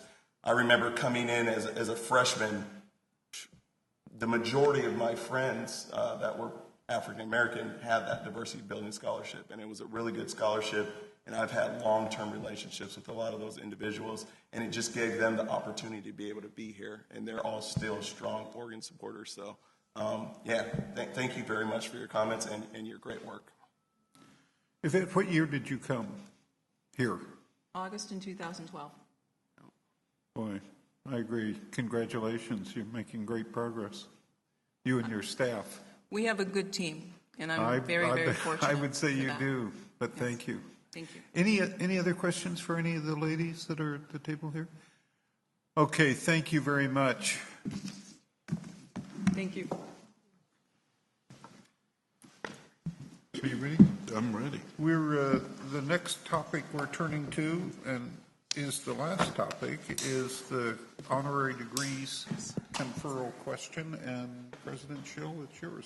So I'm really excited today to recommend to the board that it confer honorary degrees on Lori Loke and Carrie Mae Weems. I just want to take us back just a little bit of introduction. I talked about this in my statement. We did not do, as the memo that was in the materials described, we really have not been consistent with honorary degrees and haven't given one in quite a while. And when I became president, Chuck and I talked about this and said, boy, wouldn't it be good if we could get into a more regular pattern of doing this. And I think that's what we're going to see going forward. So what we did is we worked with the Senate to come up with a set of procedures and working within our policies to grant honorary degrees. And as I mentioned, the process is to be nominated for a honorary degree is first there's a committee. The committee is both involving the Senate as well as other people. I believe ASUO is on this committee, recommend some folks and faculty and administrative. And what we do is we solicit names fairly widely, and then people give their nominations. The committee is reviewed. The committee reviews them, sends some names to the Senate, and the Senate then recommends by majority vote in a closed meeting, so the press is not involved, obviously, a set of names. The Senate did that this year, and then the names are placed in a pool where they can be for up to 3 years. And then what I will do, or what I am doing, is bringing to you, I can bring 2 a year to you to confer degrees to. And so we went through that process this year, and these are the first 2 names from the pool that I'm bringing to you. And I thought what I would do is just very briefly mention, and again, all this is in the materials, but the first, let me give you the criteria. So the criteria for honorary degree is, I'm going to read this, is honorary degrees may be awarded to those who have shown outstanding scholarship or artistic achievement in their lifetime, or those who have performed extraordinary public service or contributions to society in their lifetime. So what we've done is we have two people who are somewhat different, which is good, and the first is Carrie Mae Weems. Carrie Mae Weems is one of America's most influential artists. She's the first African-American woman to have a solo exhibition at the Guggenheim, and she employs images, video, text and fabric, and solo and group artworks, and investigates family relationships, cultural identity, sexism, class, political systems, violence, and the consequences of power. She was born in Portland, Oregon. Actually, both of our two honorary degree nominations are from Portland this year. And you can, I'm not going to go through the whole biography. So that's our first recommendation. If you should choose, as I mentioned earlier, to confer the degree, we would have Carrie Weems, and she were to accept, we would have her come spend a day with us when the students are here, because we would like her to maybe teach a little bit, get engaged with the students. The second nomination is someone all of you know, and that is Lori Loke. Lori Loke is the chair emeritus and founder of Business Wire, the international media relations wire service, which was sold to Berkshire Hathaway in 2006. Since then, he went to Stanford University. Since then, he has invested more than $800 million to advance learning, beginning with the school he attended when he was a child, Alameda Academy in Portland, but he's given to a wide number of universities, including Stanford, including the University of Oregon. He recently made a gift to Haifa University, a number of universities in Israel. I will say, I believe, Mike Andreessen's not here, but I believe that of all of his objects of charity, we are the ones who have the biggest amount of those schools, I'm very proud to say. Carlin says that's true, so it must be true, where he's given $150 million. And it's the range of his charity and the length of his charity here has been tremendous. And just you look at almost every school, there is something that he gave. And when I see Lori and I talk to Lori, I tell him we would not be where we are today, able to do a night campus or able to be competitive, were it not for his investments in our scientists. So we recommend. I recommend that you not confer the degree on him, not just for his gifts to the University of Oregon, but both for his achievements at Business Wire and also his charitable giving all over the world to higher education. So those are the two, and there's quotes and all sorts of other backup material. So those are the two nominees. I'm really excited about both of them. And I believe the posture of this is a motion to confer the honorary degrees. Can we do them together, or do we have to? You can do them together. They're written separately, Okay. just in case they ever want their own special record of it. So we need a motion and a second and a vote on each of them. Is there a motion on Carrie Mae Weems? So moved. Is there a second? Second. Any other discussion or question? All those in favor? I just want to make one comment. I asked my brother, who works at Museum of Modern Art, if he knew Carrie Weems, because I knew that her work was there, and he said, absolutely, she's fantastic, and she's a fantastic speaker. So when she comes on campus, I hope we can do something broader than, or community-wide. Sure. It would be fantastic, I think. Okay. All those in favor? Aye. Anyone opposed? Any courageous person opposed? And now let's take up the Lori Loke case. Is there a motion to grant the honorary degree? So moved. A second? Second. Any other comments or questions? All those in favor? Aye. Aye. Aye. Opposed? congratulations, and I think it's terrific that you're doing this, Mike. Well, partly because of a conversation with you, you better think it's terrific. Well, you know, I haven't changed my mind. No. Okay, any other business, Angela, before we adjourn? A motion for adjournment? So move. Okay. Motion to adjourn. Consider You're going to ourselves train us adjourned. one of these days. Adios. Thank you. Good meeting, everyone.